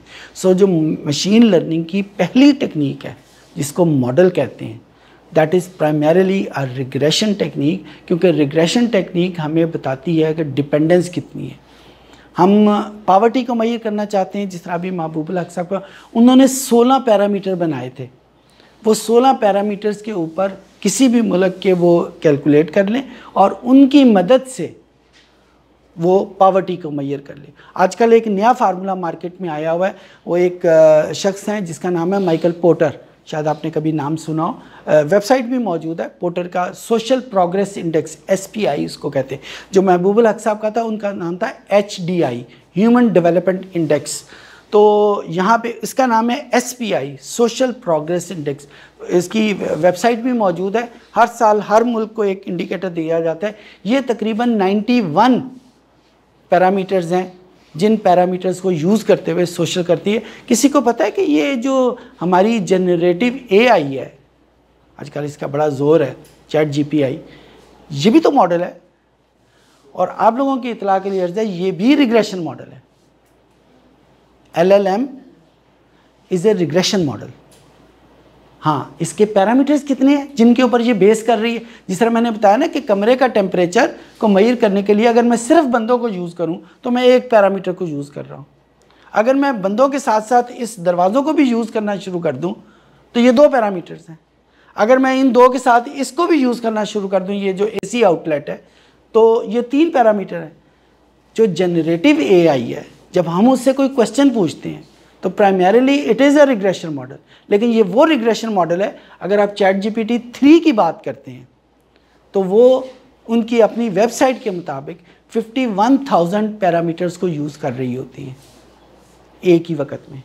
और जो ChatGPT 4 है, जो उनका पेड सब्सक्रिप्शन है, 4.0 की बात नहीं कर रहा, 4 की बात कर रहा हूँ। तो जो क्योंकि 4.0 तो पेड नहीं है, जो 4 है वो तकरीबन करता है 93,000 पैरामीटर्स को। तो primarily it is regression model. हाँ, उन्होंने इसको टेस्ट कर करके, अभी हम टेस्टिंग की भी बात करते हैं, तो टेस्ट कर करके इस पॉइंट के ऊपर ले गए हुए हैं कि जो हमें वो आंसर आता है वो बहुत ज़्यादा एक्यूरेट होता है। जी, LLM is a regression model. ये लैंग्वेज मॉडल है ना, तो लैंग्वेज को कैसे डिसाइफर करते हैं। जी जी, मेटा AI। हाँ, ये जो ChatGPT में जो आंसर आते हैं, अगर हम इसी टेक्निक में ना भी जाएं, ये जो मोटे मोटे वर्ड शो मारने के लिए हम वो यूज़ करते हैं, हम ये ना भी करें, तो जो ChatGPT को हम कोई क्वेश्चन करते हैं और अगर हम उससे उर्दू में क्वेश्चन करें तो वो उर्दू में आंसर करता है, पंजाबी में करें तो पंजाबी में आता है। मैंने एक्सपेरिमेंट के तौर के ऊपर, ये अभी बहुत ज़्यादा अर्सा नहीं हुआ, 2 हफ्ते पहले की बात है, तो मैंने अपनी क्लास में ChatGPT को मैंने कहा कि ये उनको मैं क्लस्टर एनालिसिस करवा रहा था, तो मैंने उन्हें कहा कि आप इनको उर्दू में क्लस्टर एनालिसिस के बारे में 35 मिनट का एक लेक्चर दे दो। उसने 35 मिनट का मैं आराम से इधर बैठा रहा और 35 मिनट का लेक्चर उर्दू में क्लस्टर एनालिसिस के बारे में उसने दे दिया। मैंने एक्सपेरिमेंट के तौर पे किया था, लेकिन और मैं बड़ा हैरान हुआ। ChatGPT 4 की बात कर रहा हूँ। तो वो दे दिया। वो primarily is a regression model जो उसकी बैक पे जाएं। तो रिग्रेशन मॉडल मैंने जिस तरह भी आपको बताया कि ये वो टेक्निक है कि जिसमें हम रिलेशनशिप्स को यूज़ करते हैं, और यूज़ करने के लिए किसके लिए करते हैं? चीज़ों को मेजर करने के लिए, मेजर करना या आंसर करने के लिए। अच्छा, रिग्रेशन के कुछ जो मैकेनिक्स हैं वो तो आपने पढ़ी होगी। उसके कुछ मॉडल्स होते हैं, किसको सिंपल रिग्रेशन कहते हैं, किसको मल्टीपल कहते हैं, किसी को लॉजिस्टिक कहते हैं। नहीं, ओके। रिग्रेशन की बहुत सारी टाइप्स हैं, ठीक है, मुख्तलिफ चीज़ों के ऊपर डिपेंड करता है। लाइक अगर हमारे पास जो वेरिएबल जिनको यूज़ करते हुए हमने वो मॉडल डेवलप करना है, यानी जिनको यूज़ करते हुए हमने वो रिलेशनशिप्स डेवलप करने हैं, अगर वो वेरिएबल सारे क्वांटिटेटिव हों तो इसकी टाइप कुछ और होगी। अगर उनको जो यूज़ कर रहे हैं वो वेरिएबल लेट्स से कैटेगोरिकल हो, स्ट्रिंग वेरिएबल जिसको आप कहते हैं, स्ट्रिंग वेरिएबल हो तो उसकी टाइप कुछ और होगी। तो ये जो LLM है, this is all string models, सारे लैंग्वेज बेस्ड है ना। हम उसको जो सवाल पूछते हैं वो भी स्ट्रिंग की फॉर्म में होता है, और जो ये जवाब देता है हमें वो भी स्ट्रिंग की फॉर्म में होता है। सो ये 93,000 पैरामीटर्स को, क्योंकि पीछे कंप्यूटर है, उसको यूटिलाइज़ करते हुए वो स्पीड से ये जो अभी 4 पैरामीटर्स लिखे थे उसको यूज़ करते हुए वो बड़ी तेज़ी से हमें उसका आंसर दे देता है। इसके टाइप्स के बारे में थोड़ी देर में हम आते हैं, पहले हम दूसरी किस्म के मॉडल के ऊपर आएँ। ये वो मॉडल थे जो चीज़ों को मेजर करने के लिए यूज़ होते हैं। अच्छा, आप लोगों ने बड़ी दफ़ा सुना होगा कि कुछ डिवाइसेस ऐसी आती हैं कि कमरे में कोई धुआं हो तो ये उसको डिटेक्ट कर लेता है।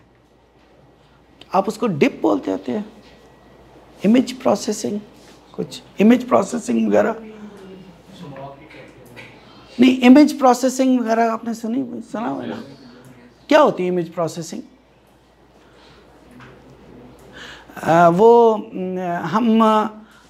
कोई ऐसा प्रोग्राम आपने पता नहीं डेवलप किया या नहीं किया। फास्ट में तो वैसे वो करवाते हैं। लास्ट टाइम मैं फास्ट में लेक्चर देने गया था तो उन सब स्टूडेंट को था, 5th सेमेस्टर के थे, उन सब स्टूडेंट को पता था।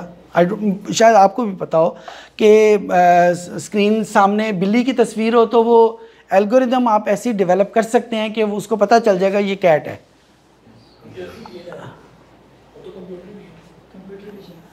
नहीं, कोड लिख सकते हैं। हाँ, उसको उस टेक्निक को क्या कहते हैं? चलो, न्यूरल नेटवर्क आ गया। और एक इसका एक एक्चुअल जो न्यूरल नेटवर्क तो टेक्निक है ना, मैकेनिक्स है, इसको इमेज प्रोसेसिंग कहते हैं।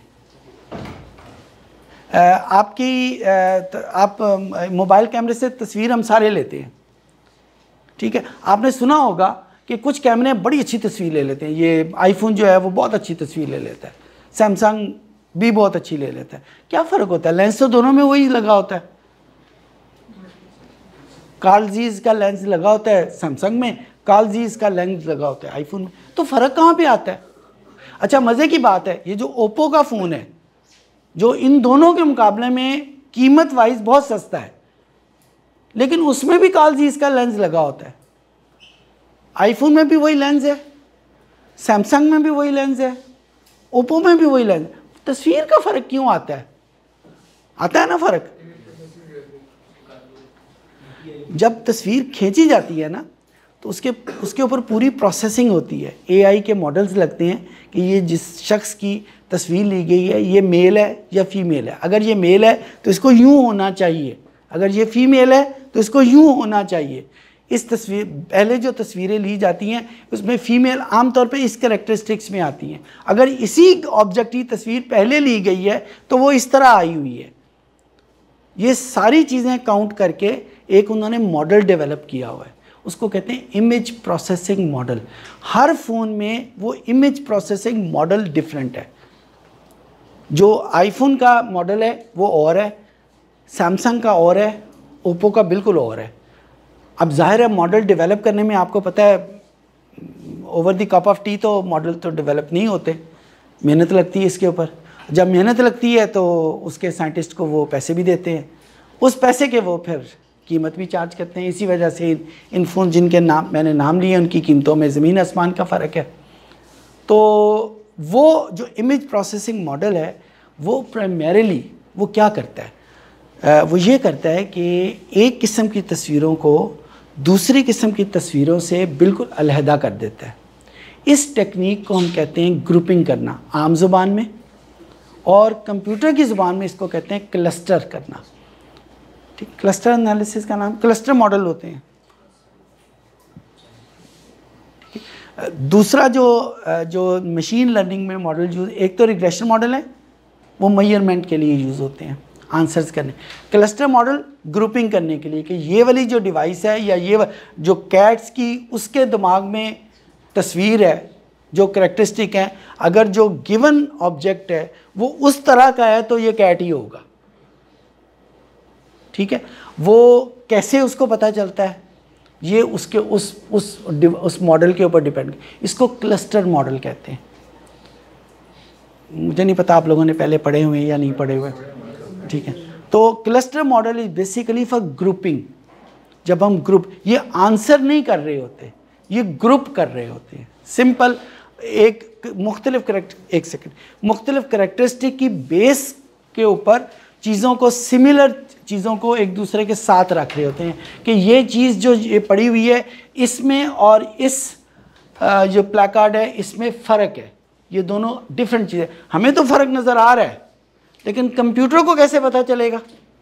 उसको, उसके लिए कुछ करैक्टरिस्टिक इसके और कुछ करैक्टरिस्टिक इसके, उसके अपने दिमाग में पहले से मौजूद है, जिसको आप ट्रेनिंग कहते हैं। ठीक है, उस ट्रेनिंग के तहत ये मौजूद है और इस वाली टेक्निक को क्लस्टरिंग कहते हैं। जी सर, आपका क्वेश्चन था। जी, क्लस्टरिंग क्लासिफिकेशन एक ही चीज़ है, एक ही चीज़ है। क्लासिफिकेशन पहले नंबर पे आती है, क्लस्टरिंग उसका सुपीरियर मॉडल है। स्टार्ट क्लासिफिकेशन से होता है, फिर उसके बाद उसकी टेस्टिंग के बाद उसको वो क्लस्टर में आ जाता है। सो इसको ऐसे कह लें, क्लासिफिकेशन एंड क्लस्टरिंग, इसको ऐसे कह लें, एक ही मॉडल के नाम है। अच्छा, फिर यहाँ पे मैंने 2-3 बंदों से सुना न्यूरल नेटवर्क। ये किस चिड़िया का नाम है?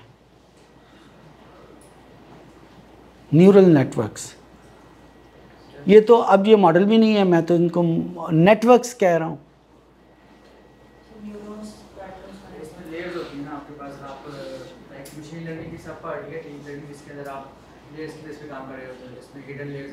अभी थोड़ी देर में ना आप मुझे ना डीप लर्निंग के बारे में मुझे याद करवा दीजिएगा। मेरे ये बताना मुझे पहले था, वो मैं अब आगे निकला हूँ, लेकिन ये मैं बता के जाऊँगा। लेकिन अब दोबारा इस पे आ जाइए। जी, आप दोबारा वही करेंगे। जिस तरह ब्रेन काम कर रहे होते हैं ना, इनपुट लेते हैं, प्रोसेसिंग होती है, वो आपकी हिडन लेयर्स हो जाती है, उसकी बेस पे आप आउटपुट दे रहे होते हो, वही एंड पे वही रिजल्ट दे रहे हैं, किस क्लास से है या किस तरह की कैटेगरी। तो फिर ये इसमें और जो रिग्रेशन है इसमें और जो क्लस्टर है इसमें फ़र्क क्या है? सर उसमें आपके पास लाइक पैरामीटर्स ज़्यादा हो जाते हैं अगर आप न्यूरल नेटवर्क की बात करते हैं। तो पैरामीटर्स तो यहाँ पे रिग्रेशन में अभी मैंने, इसका मतलब है LLM जो है वो न्यूरल नेटवर्क्स है। हाँ, उसकी सब बात कैसे थे जो कि जैन्स के अंदर आते हैं। जी, जैन मुश्किल वर्ड ना बोले, मुझे नहीं आते इतने। हाँ, सब पार्टी आप मैं उसको कह सकता हूँ, मैं उसको किस तरीके से हाँ, ये जो न्यूरल नेटवर्क्स हैं इसमें उन्होंने अगर हमारे पास रिग्रेशन मॉडल है किसी चीज़ को, मैं बिल्कुल सिंपल फॉर्म में रिग्रेशन लिखने लगा हूँ। यहाँ पे हमारे पास A+B, ये सिंपलेस्ट पॉसिबल रिग्रेशन है। इसमें हमारे पास X और Y के दरमियान में सिर्फ और सिर्फ ये एक चीज़ आती है कि X Y को तक रिलेट कर रहा है सिर्फ इसकी मदद से। अगर इस लेयर्स को बढ़ा दिया जाए इनको, तो दैट बिकम्स, वो इनके मुताबिक ये न्यूरल नेटवर्क बन जाता है। नहीं, ऐसा नहीं है। अगर आप सपोज़ यूनिवर्सिटी, घर से अपनी यूनिवर्सिटी जाएं और हर मोड़ पे रुक के सोचें कि मुझे इधर जाना चाहिए या इधर जाना चाहिए। एक तो ये ना कि आप घर से डिसाइड कर लें कि मैंने ये वाला रास्ता अडॉप्ट करना है और मैं रास्ते में उसको चेंज नहीं करूँगा,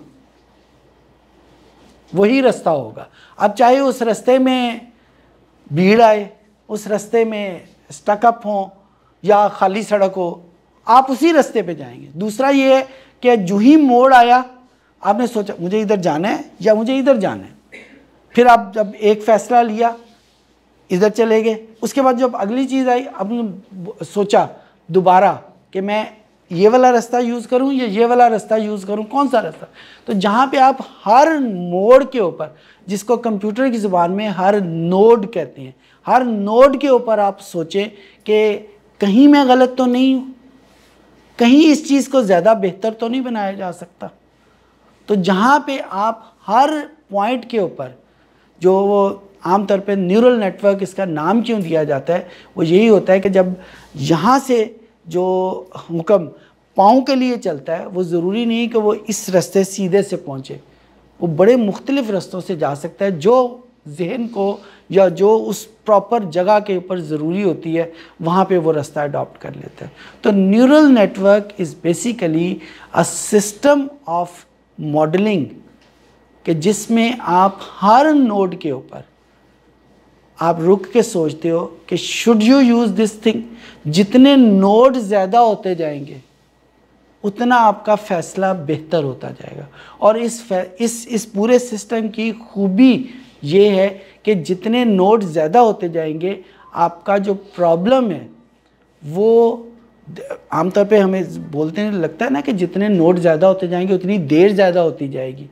आप हर वक्त यहाँ पे न्यूरल नेटवर्क की खूबी ये है कि वो देर नहीं लगाता, वो बाकी सिस्टम से जल्दी कर लेता है। ये उसकी खूबी है। कैसे करता है ये तो उसकी मैकेनिक्स के ऊपर है, उसकी जो एल्गोरिदम या जो भी यूज़ होता है ये उसके ऊपर है। लेकिन इसकी खूबी ये है कि वो उस सिस्टम को जल्दी और हर पॉइंट के ऊपर सोचता है। इसी वजह से कहते हैं कि न्यूरल नेटवर्क के जो फैसले होते हैं वो ज़्यादा एक्यूरेट होते हैं।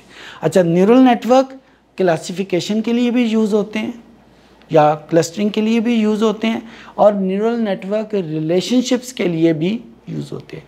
तो न्यूरल नेटवर्क को आपकी अपनी मर्ज़ी है, आप उसको रिग्रेशन मॉडलिंग के लिए यूज़ कर लें या आप उसको तो प्राइमरीली मशीन लर्निंग में मॉडलिंग के नाम पे दो चीज़ें आती हैं।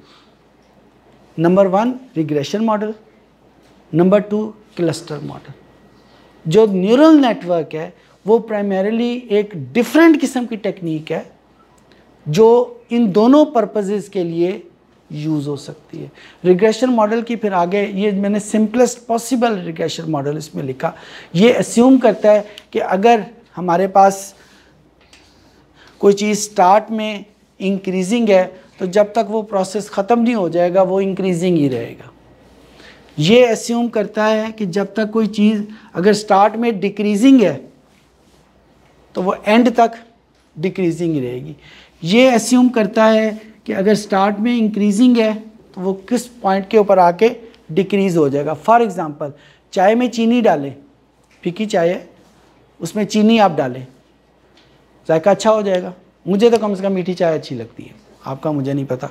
अल्लाह उससे डायबिटीज़ से सबको बचा के रखे। डायबिटीज़ वालों के लिए ठीक नहीं होती। तो यहाँ पे कोई है तो नहीं डायबिटीज़ वाला? चलो, आपकी उम्र जो है वो क्या उसे कहते हैं, ऐसी नहीं है डायबिटीज़ वाली। अल्लाह में सबको बचा के रखे। तो बहरहाल, तो अगर हम उसमें चीनी डालें तो जायका से 1 चम्मच डालें अच्छा हो जाएगा। अब ये लगता है कि हम 2 चम्मच डालें तो जायका और अच्छा हो जाएगा। 4 चम्मच डालें तो जायका अच्छा होने की बजाय ख़राब है। तो पहले जायका अच्छा होता है और फिर जाके वो ड्रॉप होना शुरू हो जाता है। सो ये पैराबोलिक रिलेशनशिप, ये लीनियर रिलेशनशिप, ये पैराबोलिक। तो ये मॉडल जो है या ये थ्योरी हमें कहती है लीनियर है, ये थ्योरी हमें कहती है ये पैराबोलिक है। इसी तरीके से हाइपरबोलिक या जितने भी आपको कब साहब मैथमेटिक्स आपने ज्योमेट्री पढ़ी होगी उसमें बहुत सारे मॉडल हमारे पास मौजूद हैं। सो जहाँ पे भी हमारे पास ये रिलेशनशिप बता रहा है कि एक्स और वाई के दरमियान में, यानी बंदों की तादाद को बढ़ाते जाएं तो टेम्परेचर बढ़ता जाता है, ये लीनियर है। बंदों की तादाद को बढ़ाते जाएं बढ़ेगा, एक पॉइंट ऐसा आएगा कि जिसके बाद से टेम्परेचर के केस में ऐसा नहीं होता, लेकिन बहुत, अभी मैंने आपको चाय और चीनी की एग्जांपल दी। खाने में नमक डालें अच्छा लगता है, 2 चुटकी डालें ज़्यादा अच्छा लगेगा, लेकिन एक पॉइंट ऐसा आएगा कि गड़बड़ हो जाएगी।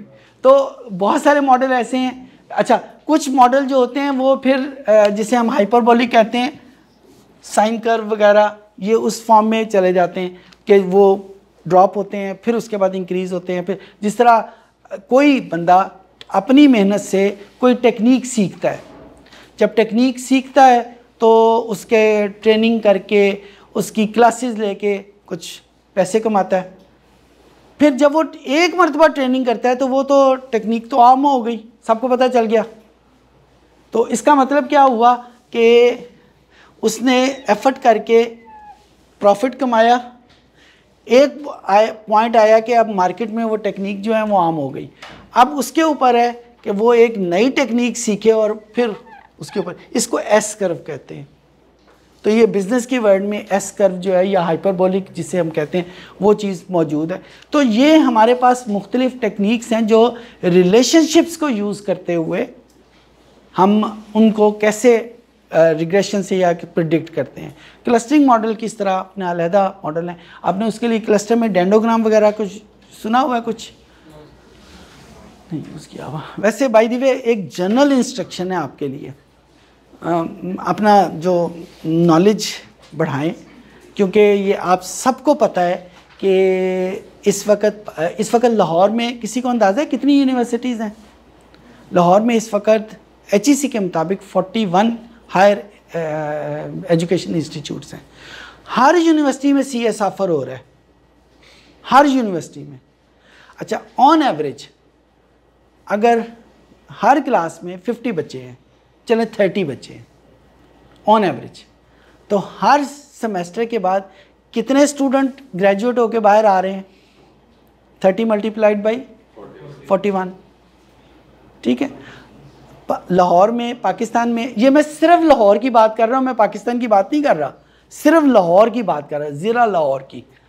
तो आप इमेजिन कर सकते हैं कि पाकिस्तान में या लाहौर में जॉब्स मौजूद हैं, इतनी नहीं हैं अल्हम्दुलिल्लाह है। नेटवर्क, ये हमारे जो सॉफ्टवेयर हाउसेज हैं, बहुत जॉब्स हैं इसमें, इतनी नहीं है जितने ये नंबर आ रहे हैं। तो अगर आपने अपने आप को किसी जगह पे काउंट करवाना है तो आपके पास ना कुछ चीज़ें ऐसी होनी चाहिए जो आपके जो इवन इस वक्त भी जो साथ बैठे हुए हैं ना, उनके पास भी नहीं है।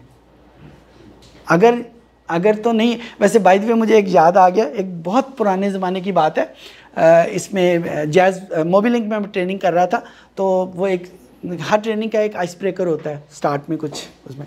तो मैंने आते सार यही कहा कि अगर मतलब 2 × 2 4 करेंगे, आप भी कर रहे हैं, मेरा बेटा भी कर रहा है, सारे कर रहे हैं, तो आप में और उसमें फ़र्क ही कोई नहीं रह गया, तो कंपेटिटिव एज किधर गया? वो सामने एक साहब बैठे थे, शायद वो घर से लड़के आए हुए थे या आई डोंट नो, तो यकदम उसने हाथ खड़ा कर दिया।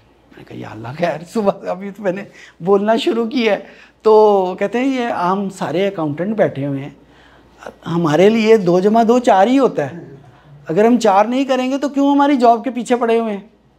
मैंने कहा यार ये तो बात तो गलत हो गई। फिर मैंने अल्लाह में से मदद मांगी, मैंने कहा कुछ ये मतलब ये तो पहले फिक्रा मेरा हो गया, इन्होंने तो मेरी बात ही नहीं सुननी बाद में अगर ये गलत हो गया।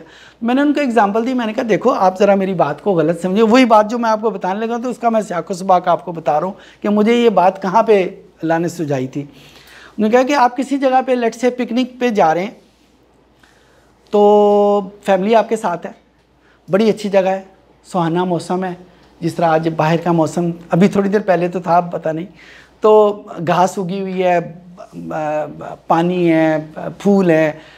तो यकदम आगे ना एक छोटी सी नहर आ गई है जिसे खाला कहते हैं। तो वो खाला इतना नहीं है कि आप उसको जंप करके क्रॉस कर सकें। अगर लेट से आपने कर भी लिया है तो आपकी फैमिली में ख़वातीन हैं, बच्चे हैं, वो नहीं कर सकते। तो आप आमतौर पे क्या करेंगे, आप लकड़ी का एक शतीर उसके ऊपर रखेंगे तो उसको क्रॉस कर लेंगे। अगर एक शतीर है तो एक वक्त में एक बंदा, 2 शतीर रखेंगे एक वक्त में 2 बंदे क्रॉस कर जाएंगे। वही 2 × 2 4 वाली बात, 3 शतीर रखेंगे तो 3 बंदे कर जाएंगे। अब यहाँ पे टेक्निक की, जिसकी कंपेटिटिव एज की बात कर रहा हूँ, वो ये है कि वो 2 शतीर रखें, उसको ऐसे फासले पे रखें और एक ट्रक में 100 बंदे बिठाएं और उसको क्रॉस कर लें। तो ये टेक्निक है, ये टेक्निक की सुप्रीमेसी है कि आप में वो चीज़ें होनी चाहिए कि जिसको हम आम बिजनेस की ज़ुबान में कंपेटिटिव एज कहते हैं, जो आपके साथ बैठे हुए बंदे के पास, क्योंकि इस वक्त जो भी आप बंदे बैठे हुए हैं, आप इस वक्त बड़े मोहब्बत, प्यार, खुलूस, सिंसियरिटी से बैठे हुए हैं, लेकिन आप सारे एक दूसरे के कंपेटिटर हो। मैं लड़वाना नहीं चाहता आपको, लेकिन यह कि आप सब सारे एक दूसरे के कंपेटिटर हो। जॉब मार्केट में ज़ाहिर है जब एक बंदे को जॉब मिल जाएगी तो वही जॉब दूसरे बंदे को नहीं मिल सकती। तो कुछ चीज़ अपनी ऐसी डेवलप करें कि जो किसी दूसरे में नहीं हो। और अल्लाह मियाँ ने ये यकीन रखे, लक़द खलक़नल इंसान फ़ी अहसनि तक़वीम, हर बंदे को कोई ना कोई ऐसी चीज़ दी हुई है जो किसी पूरे कुर्रा अर्ज़ में किसी और बंदे के पास नहीं।